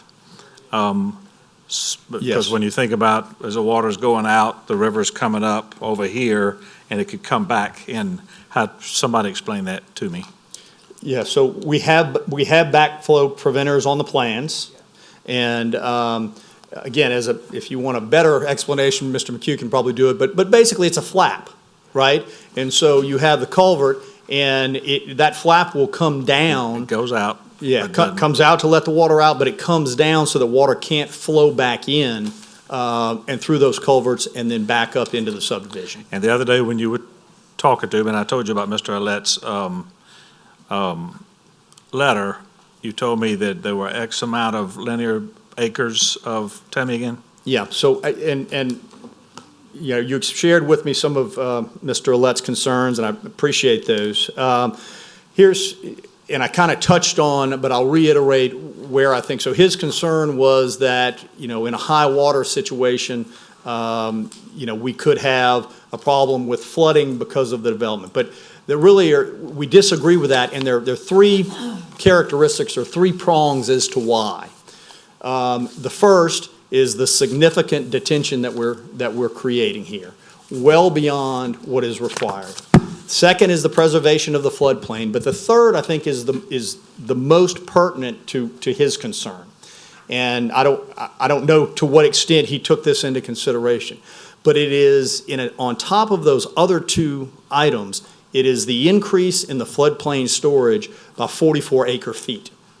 So that means that if there is a backup, there is 44 acres, 1 foot deep of additional storage to accept that water that doesn't exist today. And that's to the south of the development. That's correct. That is down, that that is down along the creek. That is correct. Okay. All right, the last thing is, the Greenbrier water tank, that's not gonna be touched, huh? You know what I'm talking about? The Greenbrier well? The water tank that's back behind Winn-Dixie. Oh, I think the well itself, I believe, is going to be decommissioned. I don't know about the tower. That well will be decommissioned, but Kelly, do you have any idea about the tower? This is a Utilities Inc. question. I would think they would keep the tower. Yeah, I would think the tower would remain, but the well would be capped. So the well would be where it is here on this property. Correct. And that would service that tank? Well, that's kind of far away, huh? If you have your lines long enough and you have pressure in your lines, you have a small. Could you come up to the microphone, please? Kelly, want to explain it? So I don't do water towers too much. The theory is they got a small pump and they pump to this elevated storage during normal time, during 24 hours a day, fills that tank to the top. So as long as you have water and pressure in a line, no matter where the well is, it'll work. But I would say this, I'm not sure about Utility Inc. I owned a utility company before. I wouldn't think they would just decommission the well. I'm sure it's at its life, it's end of its life, but I think they would keep it going until it's gone. Okay? That well by the tower. That well by the tower, yeah. And then a new well is where you're talking about on your property. Side, yeah. Okay. So our issue would be one big thing I'm thinking, I think I've told you, Mr. Morone, I'd like to have Ms. Piazza's and anybody else, any of the neighbors out there shielded from as much of the machinery looking. I mean, I wouldn't want a water well out in front of my house either. So how can somebody talk to that? Yes, we understand, respect that, and respect their concern about that. First, there's not going to be a tower there. It's all ground storage. So you're going to have a well, and you're going to have ground storage, and then it has to be fenced. Fencing, landscape, no tower, no building on the site. No building, can you hear that? So then the sewer's going to be into the development. The sewer is going to be pumped all the way down to Utilities Inc. Okay. facility down at I-12. No, there's no treatment on site at all. Okay. All right. And, okay, well, I would like to discuss with you at some point if there's any leeway in terms of moving, and again, that might be St. Tammany Utilities, any leeway in moving that well where they have, other than where they have it. Sure. And I don't know if there's any way, and it might include taking up a lot. I don't know. Yeah.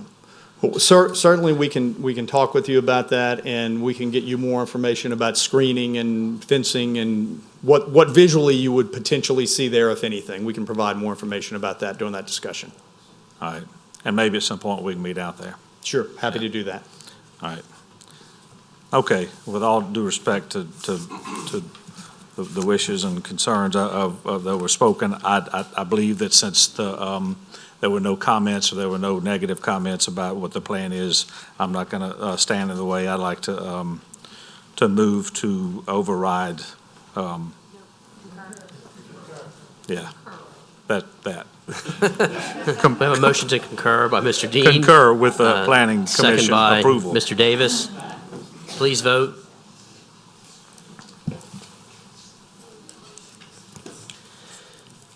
The motion is unanimous with 2 absent. And then we need a resolution, so please, a resolution by Mr. Dean, second by Ms. Casabon. Please vote. The motion is unanimous with 2 absent. All right. Number 6, Lindsay Flower appealing the Planning Commission approval with waivers at the May 9th, 2023 meeting for minor subdivision of 21.99 acres into parcels 1, 2, and 3 on property located on the east side of Davison Road, south of LA Highway 1077 Folsom, Ward 2, District 3. We have here Ms. Flower.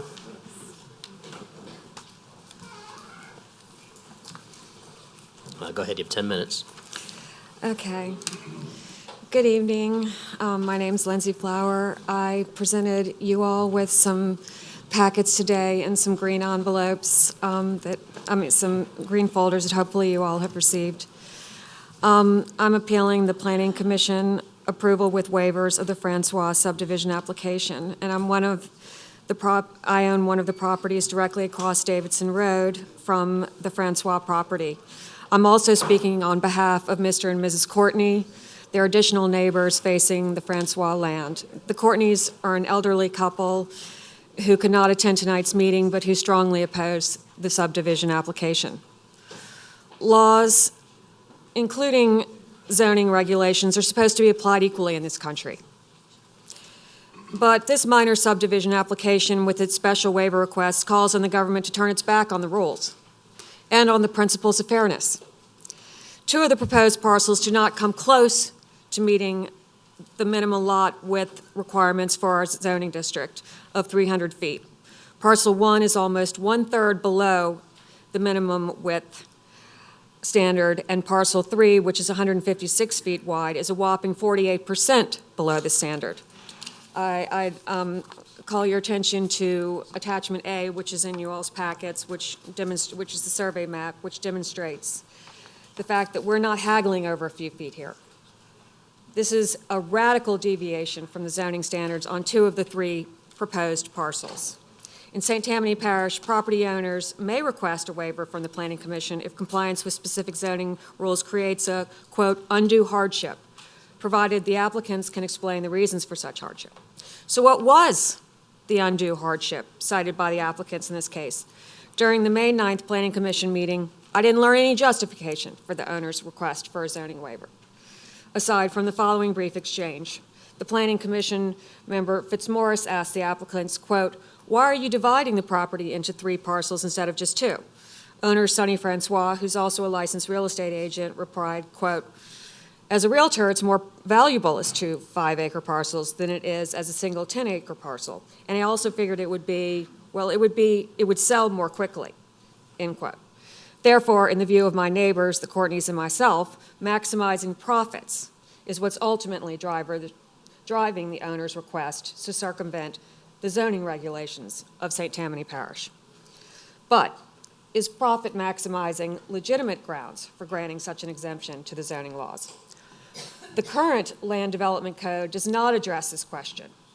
However, the draft UDC does furnish standards for approving zoning variances, and profit seeking does not appear to qualify. The UDC states that variances should be granted where the owner can prove through documentary evidence that, quote, the particular physical surroundings, shape, or topographical conditions of the property would result in unnecessary hardship as distinguished from a mere inconvenience if the provisions of this UDC were literally enforced, end quote.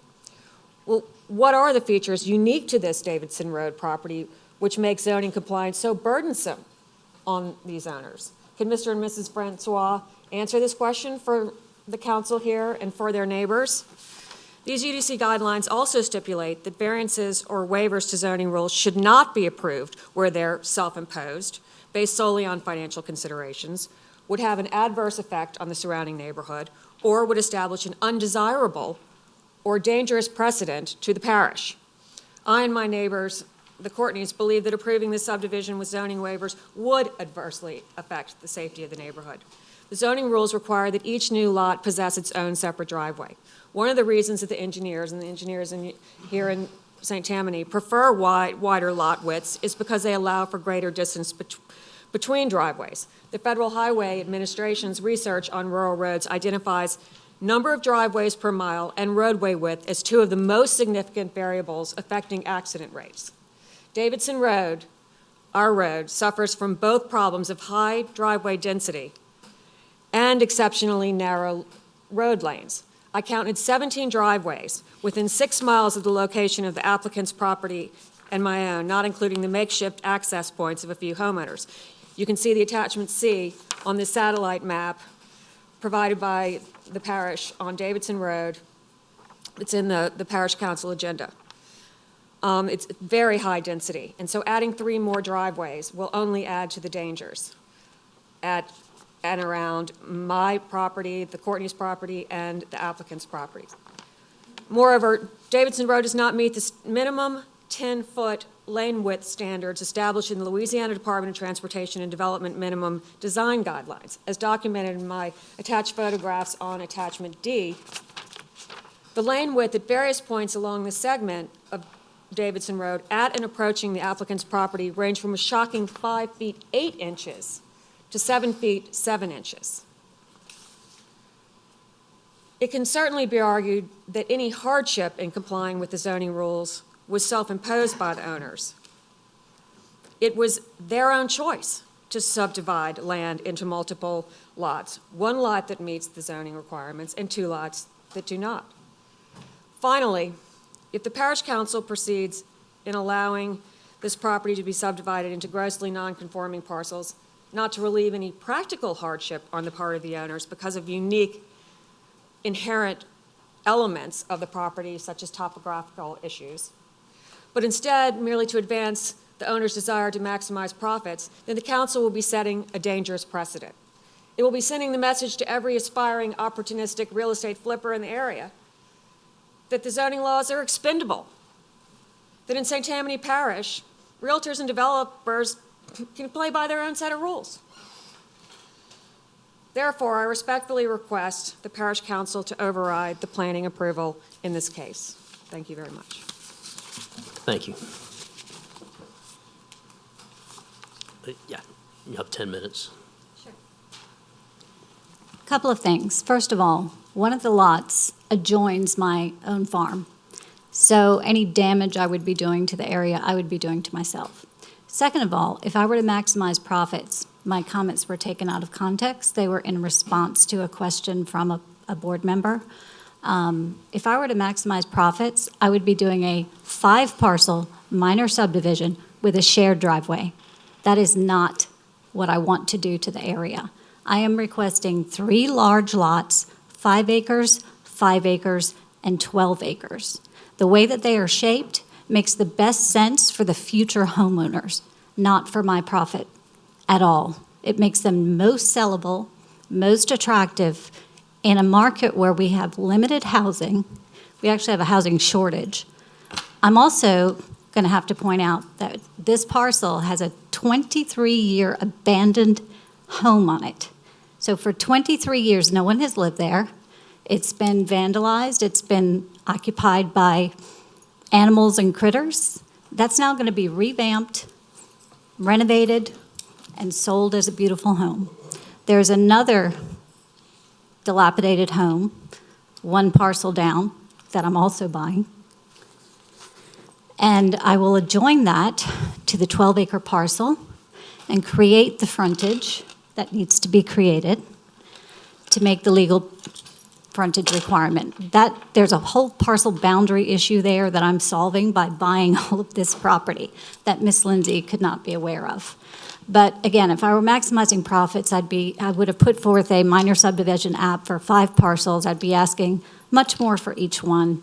I'm trying to take advantage of land around me that directly adjoins my farm and make sure that the empty houses get occupied by people who are going to bring some beauty to the area, who are going to enjoy the area. This process has cost me time and money, and I hope that you will approve my minor subdivision.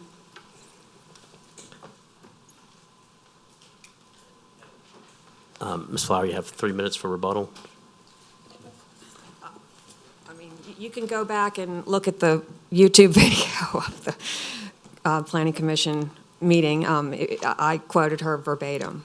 I did not deviate from them. Her comments were, and my neighbors, including the Courtneys and several other neighbors, commented to me about what she said, and they read it exactly the same way as we did. We don't see her as helping the neighborhood.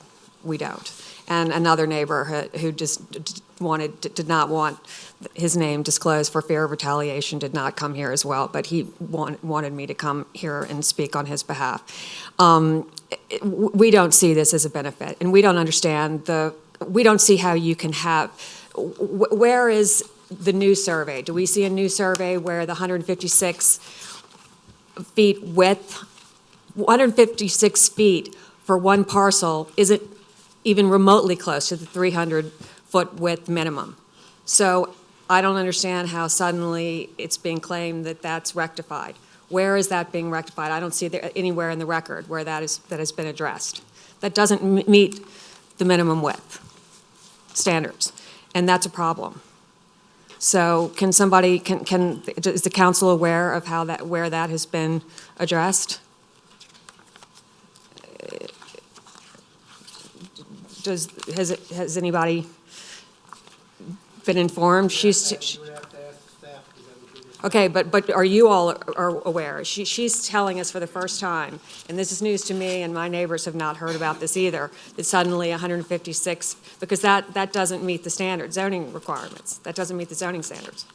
I don't understand. Well, we don't understand. My neighbors and I don't understand how, we're all supposed to be compliant with zoning laws and why they should receive a waiver.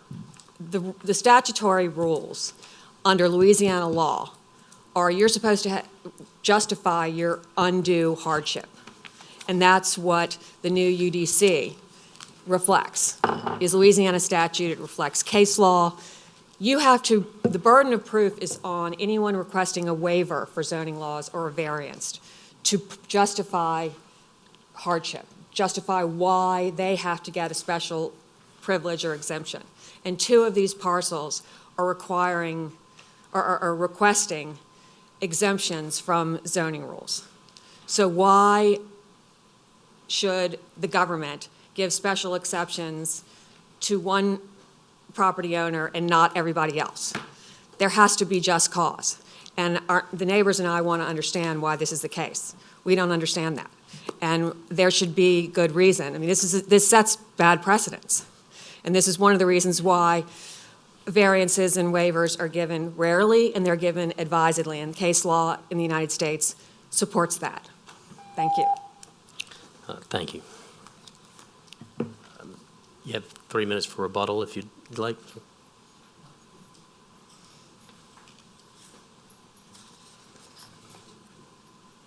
Just 2 quick points. The first is that my understanding is that in requesting the waiver, it wasn't something that was very different than things that have been granted in the past. That's number one.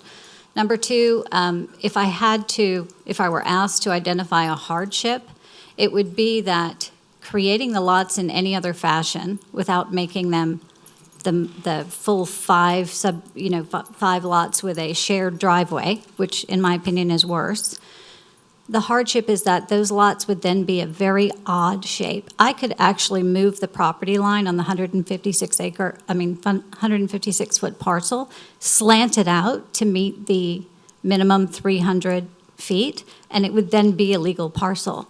I would just be creating a very weird lot by doing that. The parcel naturally widens out to one of the most beautiful pastures you'll ever want to build a house in. It's a gorgeous parcel. The hardship is that the lots would be very strange. Their frontage would be strange and their shape would be strange. So that's the hardship answer. That's all I have to say. Thank you, Councilman Casabon. Or, I'm sorry, Mr. Davis I'm first. going to let Mr. Yes,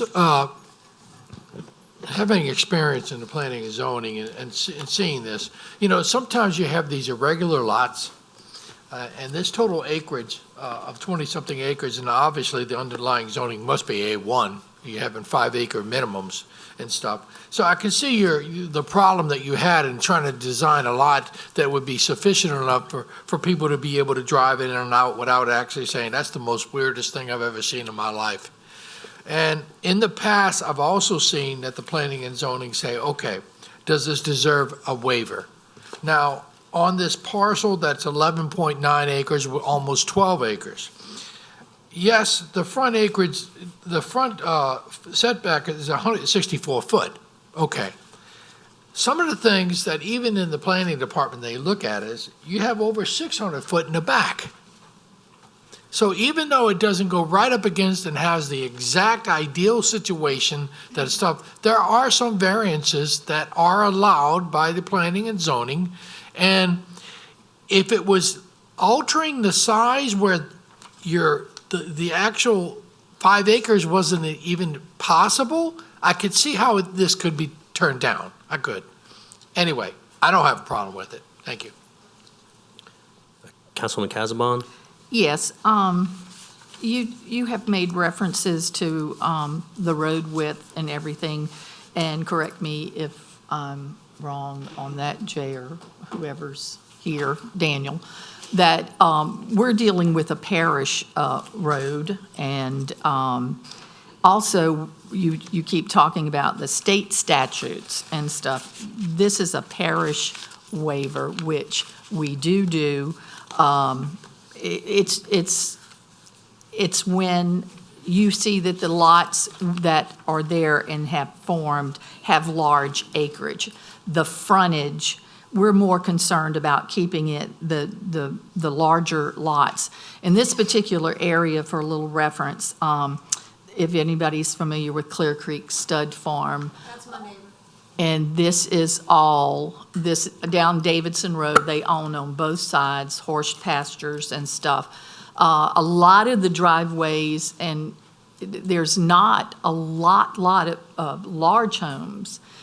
There's some on the 1077 end. This road goes through 1077 to 1078 Willie Road. So it's like a road that was cut through beautiful pasture land.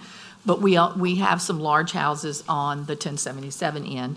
Other houses that are on a lot of the driveways that she was talking about are tenants of the horse farm. The Hamiltons have made, little houses, not really houses. Some of them are trailers, some of them are houses for their workers to live in and stuff.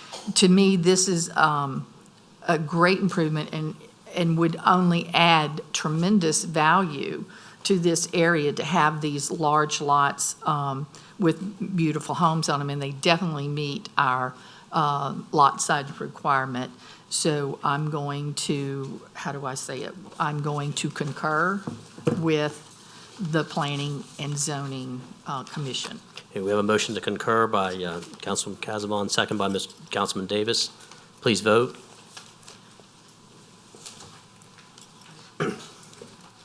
The motion is unanimous with 2 absent. Resolution, correct? Yes. And then resolution, motion by Mr. Casabon for the resolution, second by Mr. Davis. Please vote on the resolution. Mr. Saladano. The motion is unanimous with 2 absent. All right.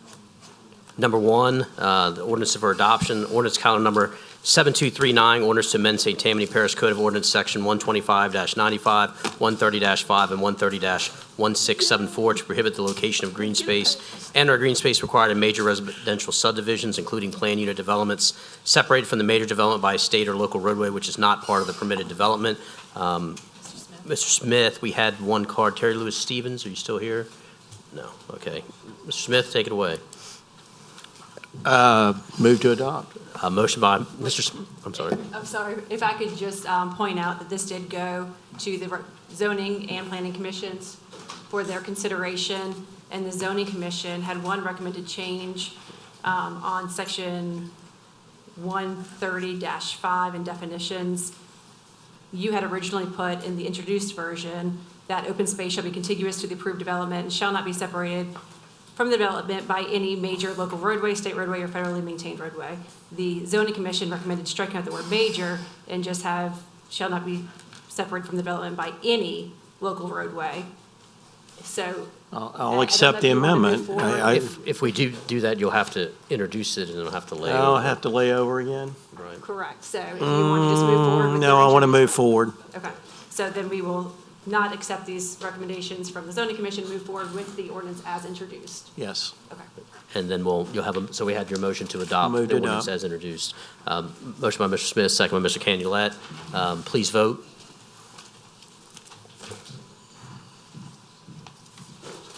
Mr. Fitzgerald. The motion is unanimous with 2 absent. Public Works, number 2, ordinance counter number 7276, ordinance to correct the road and drainage inventory to include Steel Road lateral, Ward 8, District 9, Mr. Smith. Second by Mr. Bender. Please vote. Motion is unanimous with 2 absent. Number 3, ordinance counter number 7277, ordinance to correct the road and drainage inventory to include Bell Cherie Drive lateral, Ward 8, District 13. This is mine. Mr. Bender, move, please. And second by Councilwoman O'Brien. Please vote.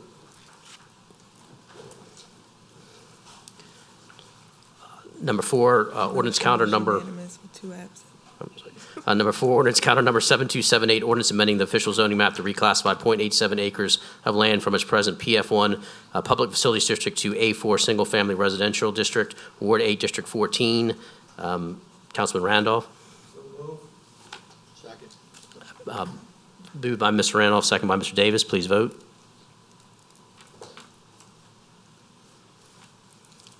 Mr. Randolph. Motion is unanimous with 2 absent.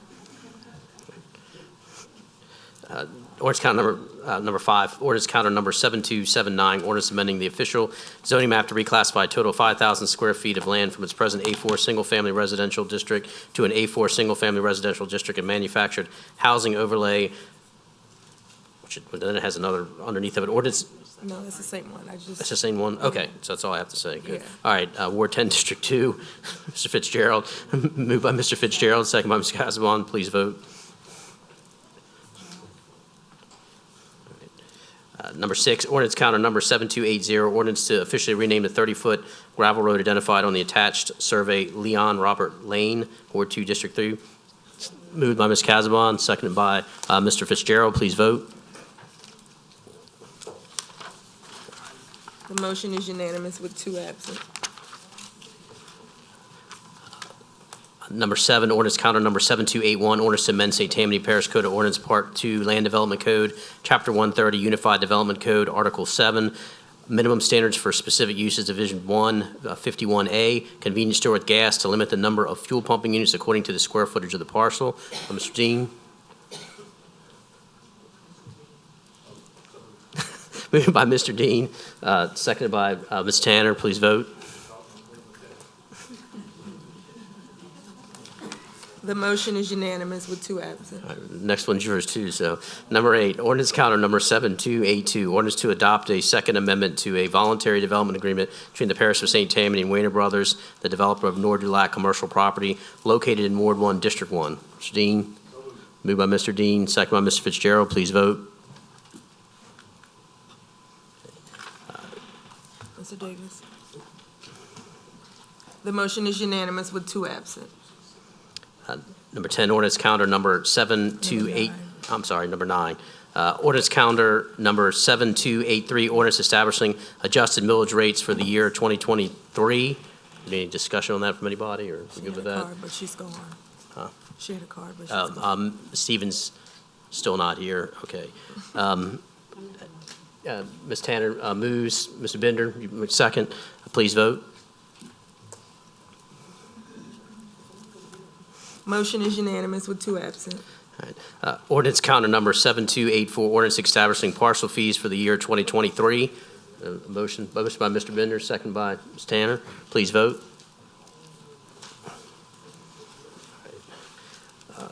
Motion is unanimous with 2 absent. Ordinance to amend the 2023 grants budget, number 6.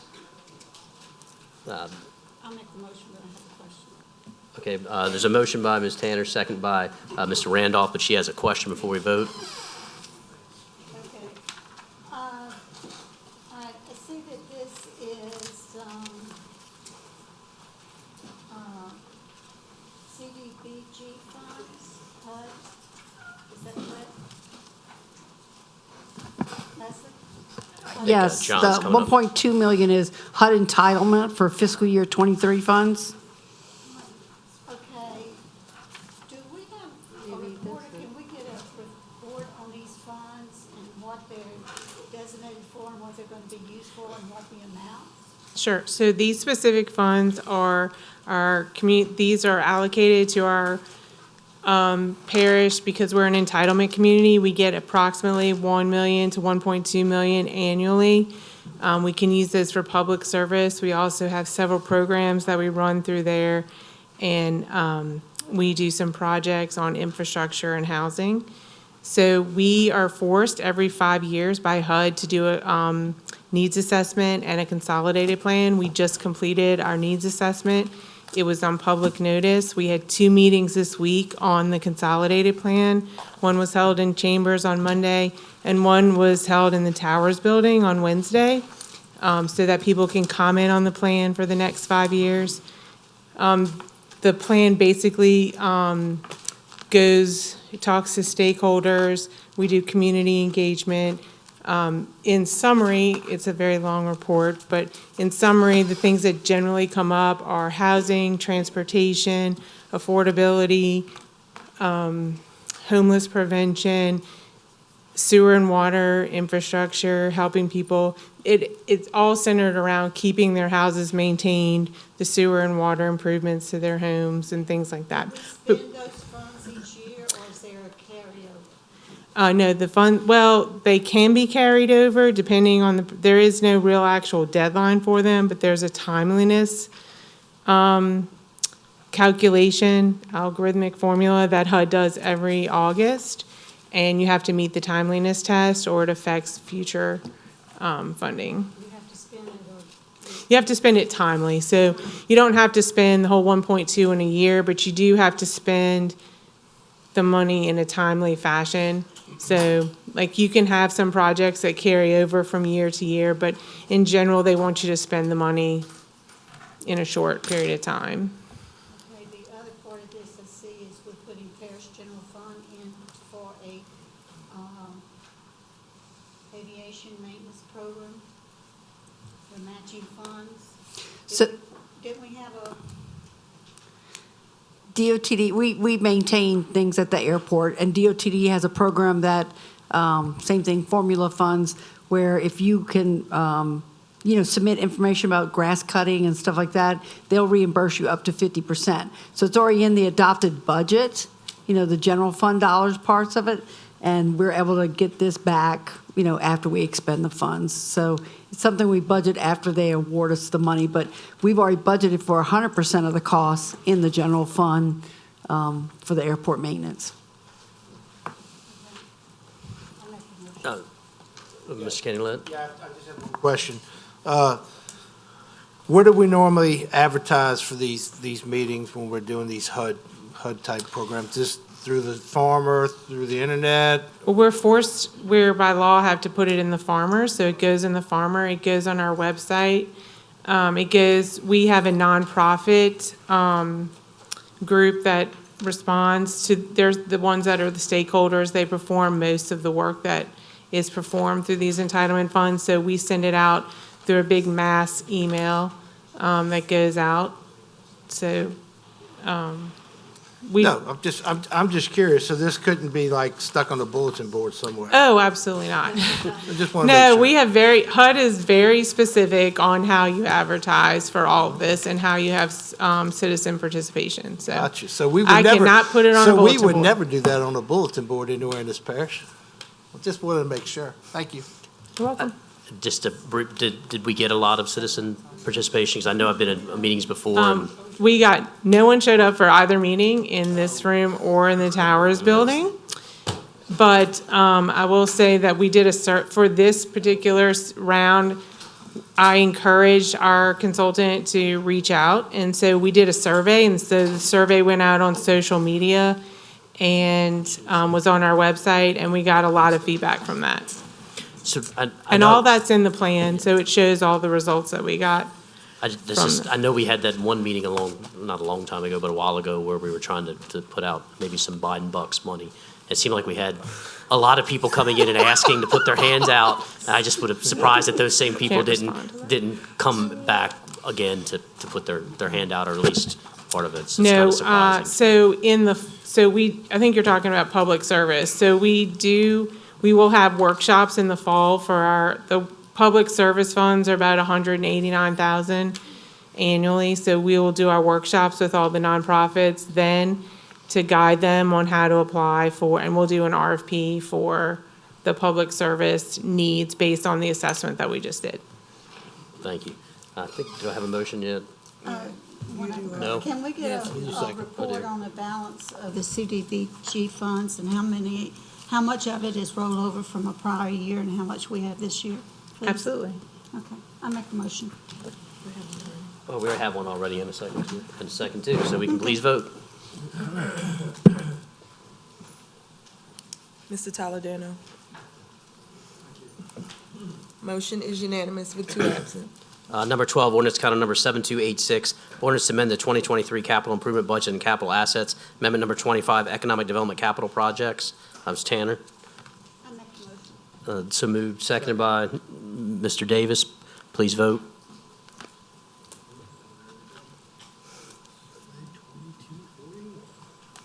Motion is unanimous with 2 absent. Number 13, ordinance count number 7287, ordinance to amend the 2023 capital improvement budget and capital assets. Amendment number 26, District 1 capital projects. Mr. Dean, you on it? I'm on it. Moved by Mr. Deed. Seconded by Ms. Casabon. Please vote.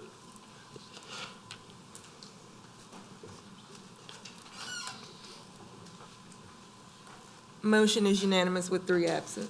Number 14, ordinance calendar number 7288, ordinance to amend the 2023 capital improvement budget and capital assets. Amendment number 27, District 4 capital projects. Mr. Toledano, you help out a friend, and seconded by Mr. Randolph. Please vote. Motion is unanimous with 3 absent. Number 15, ordinance count number 7289, ordinance to amend the 2023 capital improvement budget and capital assets. Amendment number 28, District 5 capital project. Mr. Toledano. Yes, sir. Second. Seconded by Mr. Davis. Please vote. The motion is unanimous with 3 absent. Number 16, ordinance count number 7290, ordinance to amend the 2023 capital improvement budget and capital assets. Amendment number 29, District 10 capital projects. Councilwoman O'Brien. So moved. Moved by Councilwoman O'Brien, seconded by Ms. Tanner. Please vote. The motion is unanimous with 3 absent. Ordinance counter number 7291, ordinance to amend the 2023 capital improvement budget and capital assets. Amendment number 30, District 12 capital projects. Mr. Bender. Moved by Mr. Bender, seconded by Mr. Randolph. Please vote. Mr. Toledano. Motion is unanimous with 3 absent. Number 18, ordinance counter number 7292, ordinance to amend the 2023 capital improvement budget and capital assets. Amendment number 31, District 13 capital projects. Mr. Bender, seconded by Ms. O'Brien. Please vote. Number 19, ordinance counter number 7293, ordinance to amend the 2023 capital improvement budget and capital assets. Amendment number 23, District 14 capital projects. Councilman Randolph. Moved by Councilman Randolph, seconded by Councilwoman O'Brien. Please vote. The motion is unanimous with 2 absent. Ordinance calendar number 7294, ordinance to amend the 2023 capital improvement budget and capital assets. Amendment number 33, disaster relief capital projects. Motion by Ms. Tanner, seconded by Mr. Smith. Please vote.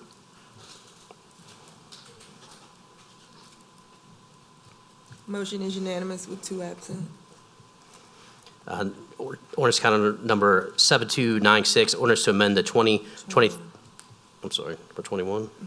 Number 21, ordinance counter number 7295 AA, ordinance to amend the 2023 capital improvement Budget and Capital Assets Amendment Number 34, Parish Wide Roads and Drainage Capital Projects. Ms. Casbon? Moved by Ms. Casbon, second by Mr. Dean. Please vote.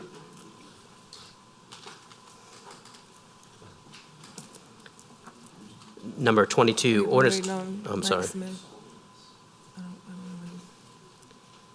Mr. Smith, what's your vote?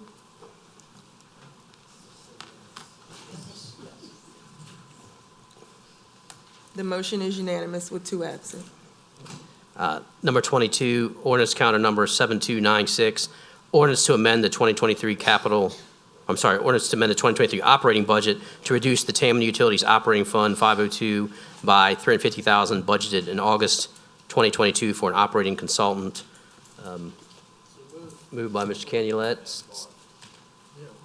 seconded by Mr. Smith. Please vote.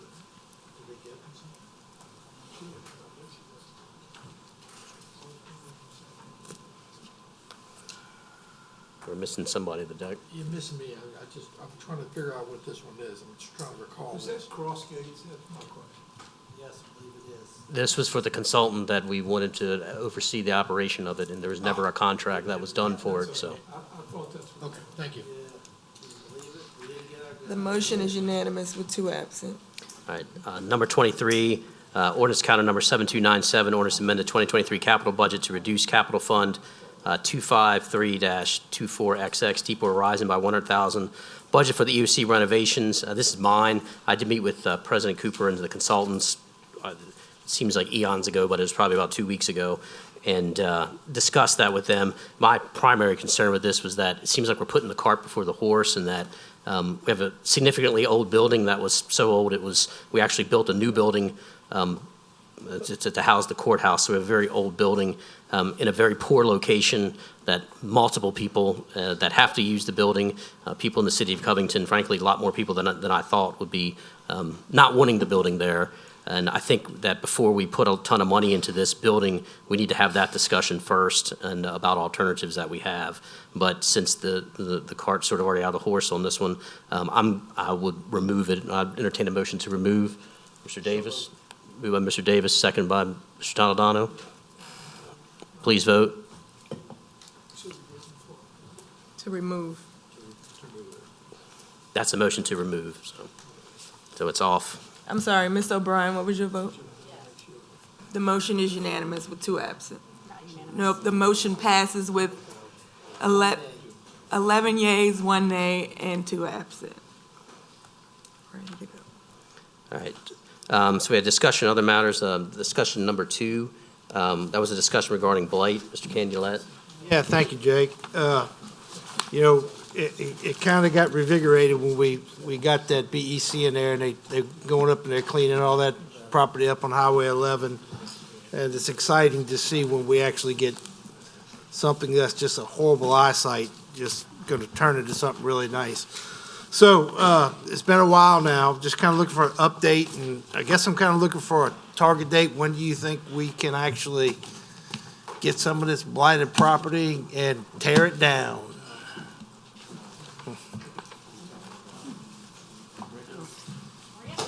All right. Thank you.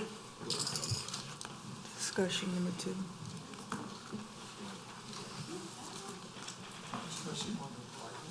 Yes. Ooh.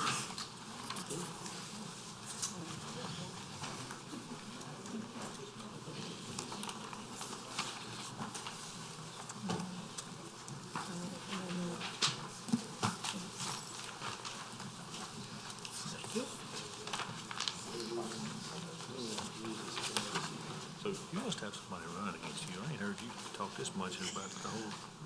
I'm motivated by that release, that press release.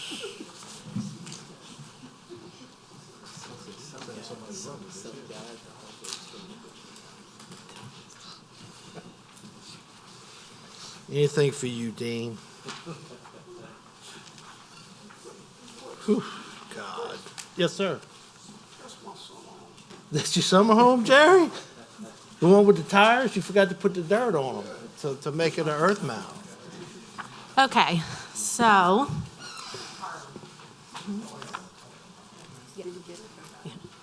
So in preparation for this discussion item, but also this is just something that Ross and his code enforcement group are looking at doing on a regular basis, is a semi-annual report. So this is the first semi-annual report to give you an update on everything that's going on in code. So to start with, when this administration took office, there was one code enforcement supervisor and 2 officers. There are now 7 officers, a supervisor, and an abstractor. So this administration was able to bring code back to full staffing, and we also want to thank Councilman Lorino for his leadership on that, and for the council in supporting budget amendments to support that, that goal. So what you have here is on page 2, you have total cases opened, and this is just for 2023, just so far. 943 cases were open, 661 were closed, and 21 were taken to court. And then we've got a list of the cases opened by council district. Then we've also got a list with the different types of code violations that were handled from January 1 to June 30th of this year.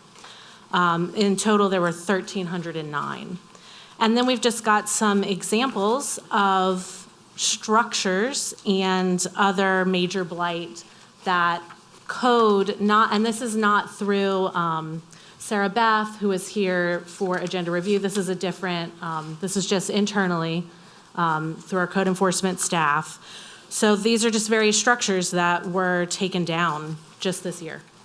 So as you can see, there's been quite a lot of work done in code. They continue to do that. In every single one of your districts, there have been code cases open and closed. And we've also got some, just some compliments that code received from various constituents. They're doing a fantastic job. And I would like to thank Ross and his staff and my assistant Olivia for putting this together. And just a reminder as well that all this information is available in MPN. So any code case, your staff has access to that. So if you want to know where a particular property is in the process, that's available 24/7 on MPN. It's going to have all the same information, any detailed notes, any photographs, the latest status on the case. So if you have any questions, we're happy to answer them. Councilman Toledano. Yeah, thank you very much. I just want to say, looking this report over and the way you provided the syllabus and index, I thought it's a great job. What's that? Who should I thank? Whoever. Whoever did a great job. Very good job. Yeah. And I want to just call everybody's attention to one thing on the report. If you could go to about page 3, District 3, Ms. Casdabon's section on Prudence Road. I personally see no problem with that structure, but I guess we'll just have to live with it. Yeah. But beyond that, I really say that y'all did a great job on that report. Councilman Canulet. Yes, so I guess my question is, now that we got a little traction here, how much money y'all think we're gonna need to keep this traction and start really just keep knocking them down? Well, if you just keep funding code at the level it is now, we can keep doing this. And as far as the work that Sarah Beth's doing with those succession properties, we're going to do one, and we're going to see how much that costs. Okay. And then we'll have a much better idea of how far we can get. With the amount budgeted right now, we're absolutely not going to be able to do all 15. Oh, absolutely. But we'll have a better idea of how much we can do.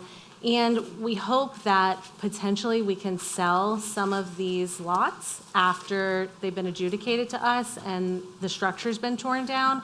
And perhaps we can sort of start a fund where we can, make money from one and use that for the next. Yeah, So we've got I a agree. plan. I think that's kind of the council's hopes and concerns. And, look, we do things right too. You know, we don't always just get after each other, but when we do things right, we need to make sure everybody knows we're doing things right. So Yeah, and we really appreciate your support in budgeting and getting code back up to Let full us- staffing. yeah. It's made a difference. let us know what we need to do to keep this up. I have just one question about the successions, and maybe this is something we can meet with Sarah Beth, because I read over a memo, and I don't think exactly what the problem was and why she was hired, and some of the things that she said, and there may be a disconnect, because on some of these properties, I know that we find somebody, they didn't do it, we find them again, we liened their property, they died, and then that just killed the whole process for whatever reason, which didn't make any sense to me. But there's a line that says we're not a creditor of them, but if we find them and they owe us money and we lien their property, then clearly we are a creditor of them. And to me, I thought the goal was to do whatever we could to either enforce our liens or get somebody in place that we can go keep these cases going forward where the people are deceased, and then get it to the point where we can foreclose on the lien and use, instead of, I think there was some suggestion of going through an expropriation. I just don't, that's not, that seems to me like a last resort for us to buy a crappy property that we already have a lien on and we've already expended all this money on it. So that's just more of a comment. I just like to maybe figure out, because that was sort of what you're saying is, if we could get some of these in and get a fund going, at the very least we could, or reimburse ourselves, we could keep this moving a lot longer, so.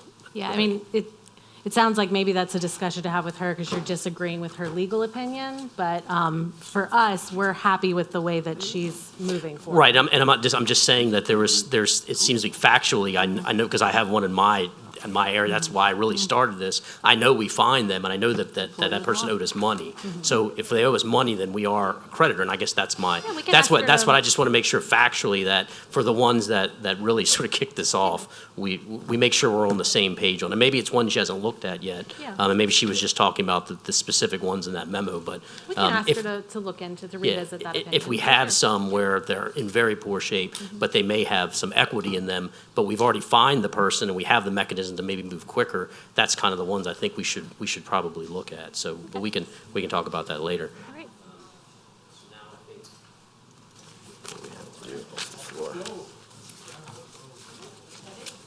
No. All right, so we have a few off the floor, unanimous vote of members present, off the floor items. A few of these are to introduce, and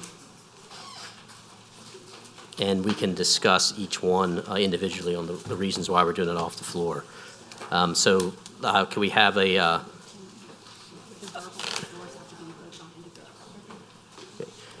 to open the floor for verbal, we have to do it individually? Yes, yeah, each Okay. of those have to be individually considered with the justification. Okay.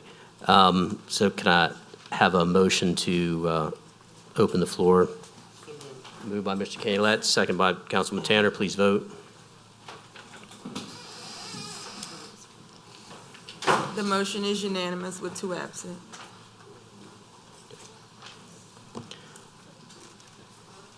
And off the floor, number one, ordinance to amend the 2023 capital improvement budget and capital assets, amendment number 45, Justice Center capital projects.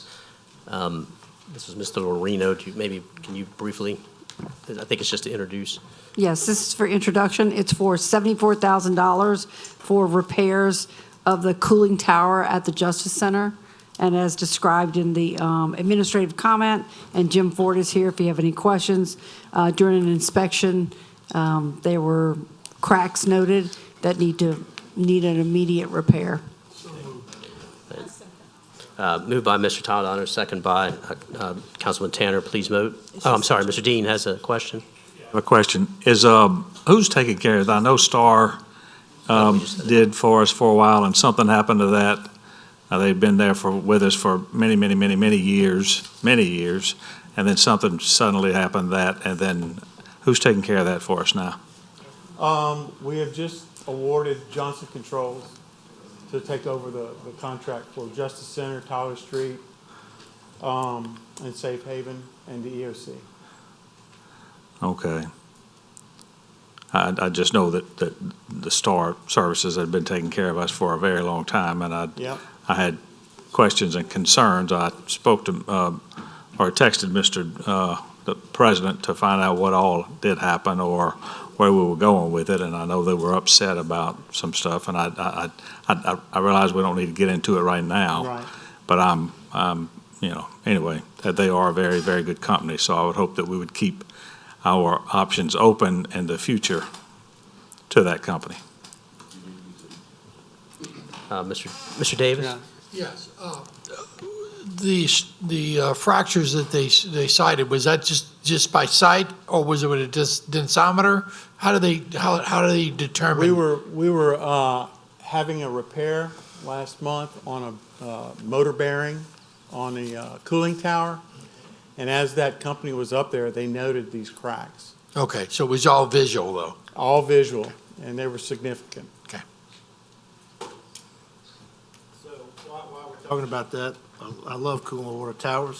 Spent 25 years in them. So we have some structural issues with the tower. Did anyone do an assessment to figure out what is actually causing the tower to fail? Is it chemical imbalance? Is it vibration of the motor or the fan blades? Or because look, fixing it is great, but if you don't fix what made it break, you're just wasting your money. Yeah. These cooling towers are beyond their lifespan. Okay. And so there is a budget coming to replace those, a Okay. budget request. I can't tell you how they were that occurred. I would hope that the companies that we hire would give us that information. Make sure you ask, Well, because if you don't, they're not going to give it to you. Well, I will ask. I certainly will. However, when it was noted to me right away, I said right away, because we're not in extremis, but it's not safe to operate. Gotcha. Okay. All right. So we had a motion second. That's all we need because we're just introducing that. No more questions. Thank you. All right. Thank you. And so off the floor, number 2 is an ordinance to amend St. Tammany Parish Code of Ordinance, Chapter 26, nuisances, Section 26.3, fire for yard debris, Paragraph D, to include the area of Hillcrest subdivision that is within the response area of Fire Protection District Number 8, prohibiting the burning of leaves and yard debris within those boundaries. Just as Ms. Tanner. Thank you. Chief Stein is here. He brought it to our attention. Would you like to tell him the problems? I think you've had, 30 calls in that area? Yeah, it's been 31 calls over, actually since the first of last year up until the current. Some of these are, have become major issues, burning upwards 5 to 10 acres. Department of Forestry have to get involved. A lot of it's to do with the development that's going on in the subdivision. They clear the lot, pile it up, light it, and leave, and it travels on to other properties. How we haven't lost a residence yet, I don't know. We get to them in time to stop them. I'm just not willing to take that chance anymore. So I'm deeming it a life safety issue. That's why I reached out to do something in the subdivision, and I'm hoping this is gonna curb a lot of it, so. Yes, ma'am. Yes, it is. And Mr. Liner's aware of it. I sent Chief's letter to him, and I think he had code enforcement out there the first of this week, because I think they're also bringing in some trailers that are not permitted, and he's aware of the instance. Okay. I make the motion. Is there any way we can, since this is we need this ordinance, this burn ban in now, does it have to lay over? I know it usually lays over, but we have a...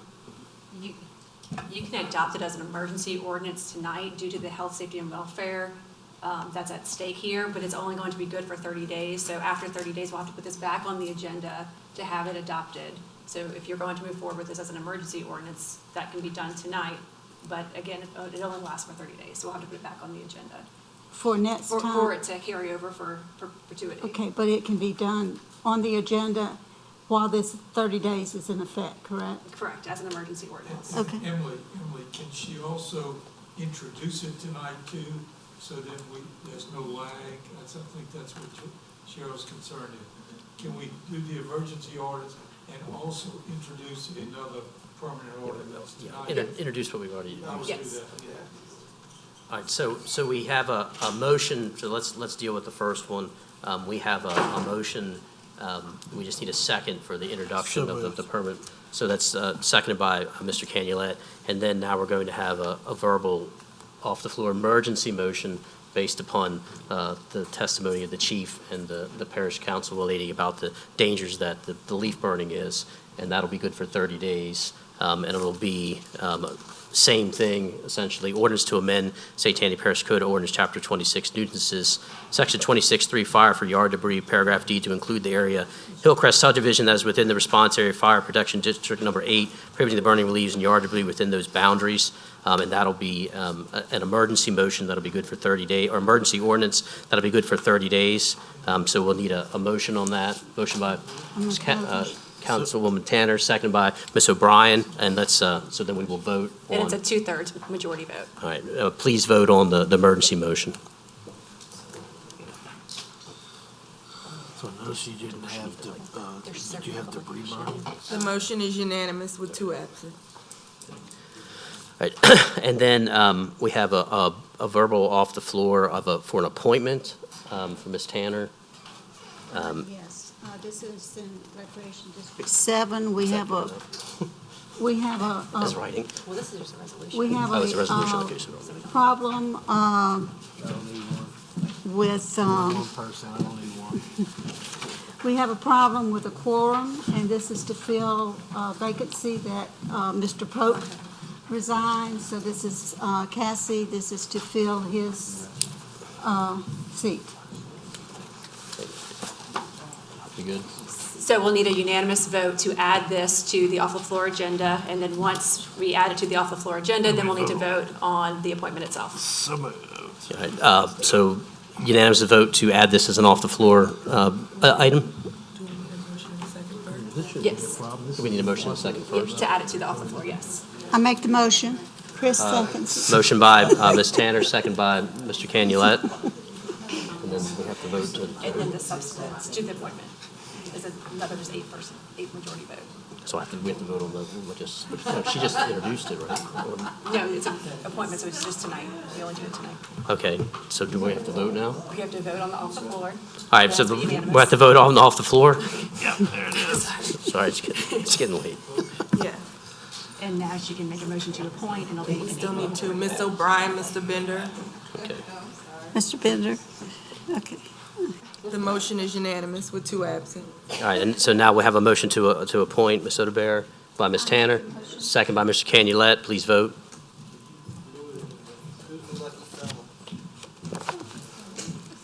And that motion is unanimous with 2 absent. All right, and now we have one final off-the-floor item, and that is to approve the contract for Ross Lagarde LPC to represent St. Tammany Parish government in the military road revitalization versus St. Tammany Parish government. The council hereby resolves to appoint Ross Lagarde LPC to represent St. Tammany Parish government, and the contract rate set by the AG, relieving the DA of the responsibility to represent parish government. So that's we'll have a motion by Ms. And a second, this is to put it off the floor. A motion. So we have a motion by Ms. Tanner, second by Ms. O'Brien. So now we need a vote to open the floor for this. Yeah, and Mr. Canulette's going to need to vote as well. Make it unanimous. Mr. Toledano, Mr. Bender, Ms. Casabon. Yeah, the oral yes. The motion is unanimous with 2 absent. All right. And then, A motion to appoint. yes. Now we, Motion to the motion to approve the resolution, seconded by, moved by Ms. Tanner, seconded by Mr. Canulette. And we needed to do this because apparently when we did it before, there was some dispute as to whether we did it right, so. Let's do ayes. All right. Please vote. Mr. Toledano, The motion is unanimous with 2 absent. All right, motion to adjourn by Mr. Bender, second by Mr. Not you. So, Mr. Chairman, since we're in the emergency moratorium, which I totally understand and agree with and voted for, let me just give you a perfect example, okay? And I'm going to decide whether I want to do a verbal one or not. This Susan Lane thing, Terry Hean, Ashley, and I, Gina included, met with a major, a captain, and a lieutenant, okay? For 2 hours. And they're sick and tired of having to go out there to deal with an ornery situation. Now, I'm going to go with what the ruling is, but I made the point that this was not a substantive. If I wanted to right now, I could do a verbal off the floor to introduce that as is, and then ask for an emergency 30-day to keep these sheriff's deputies from having to keep responding. That's what my concern is with consistency. I'm gonna hold it off as is. Thank you. Thank you. So, motion to adjourn by Mr. Smith, seconded by Mr. Davis, please.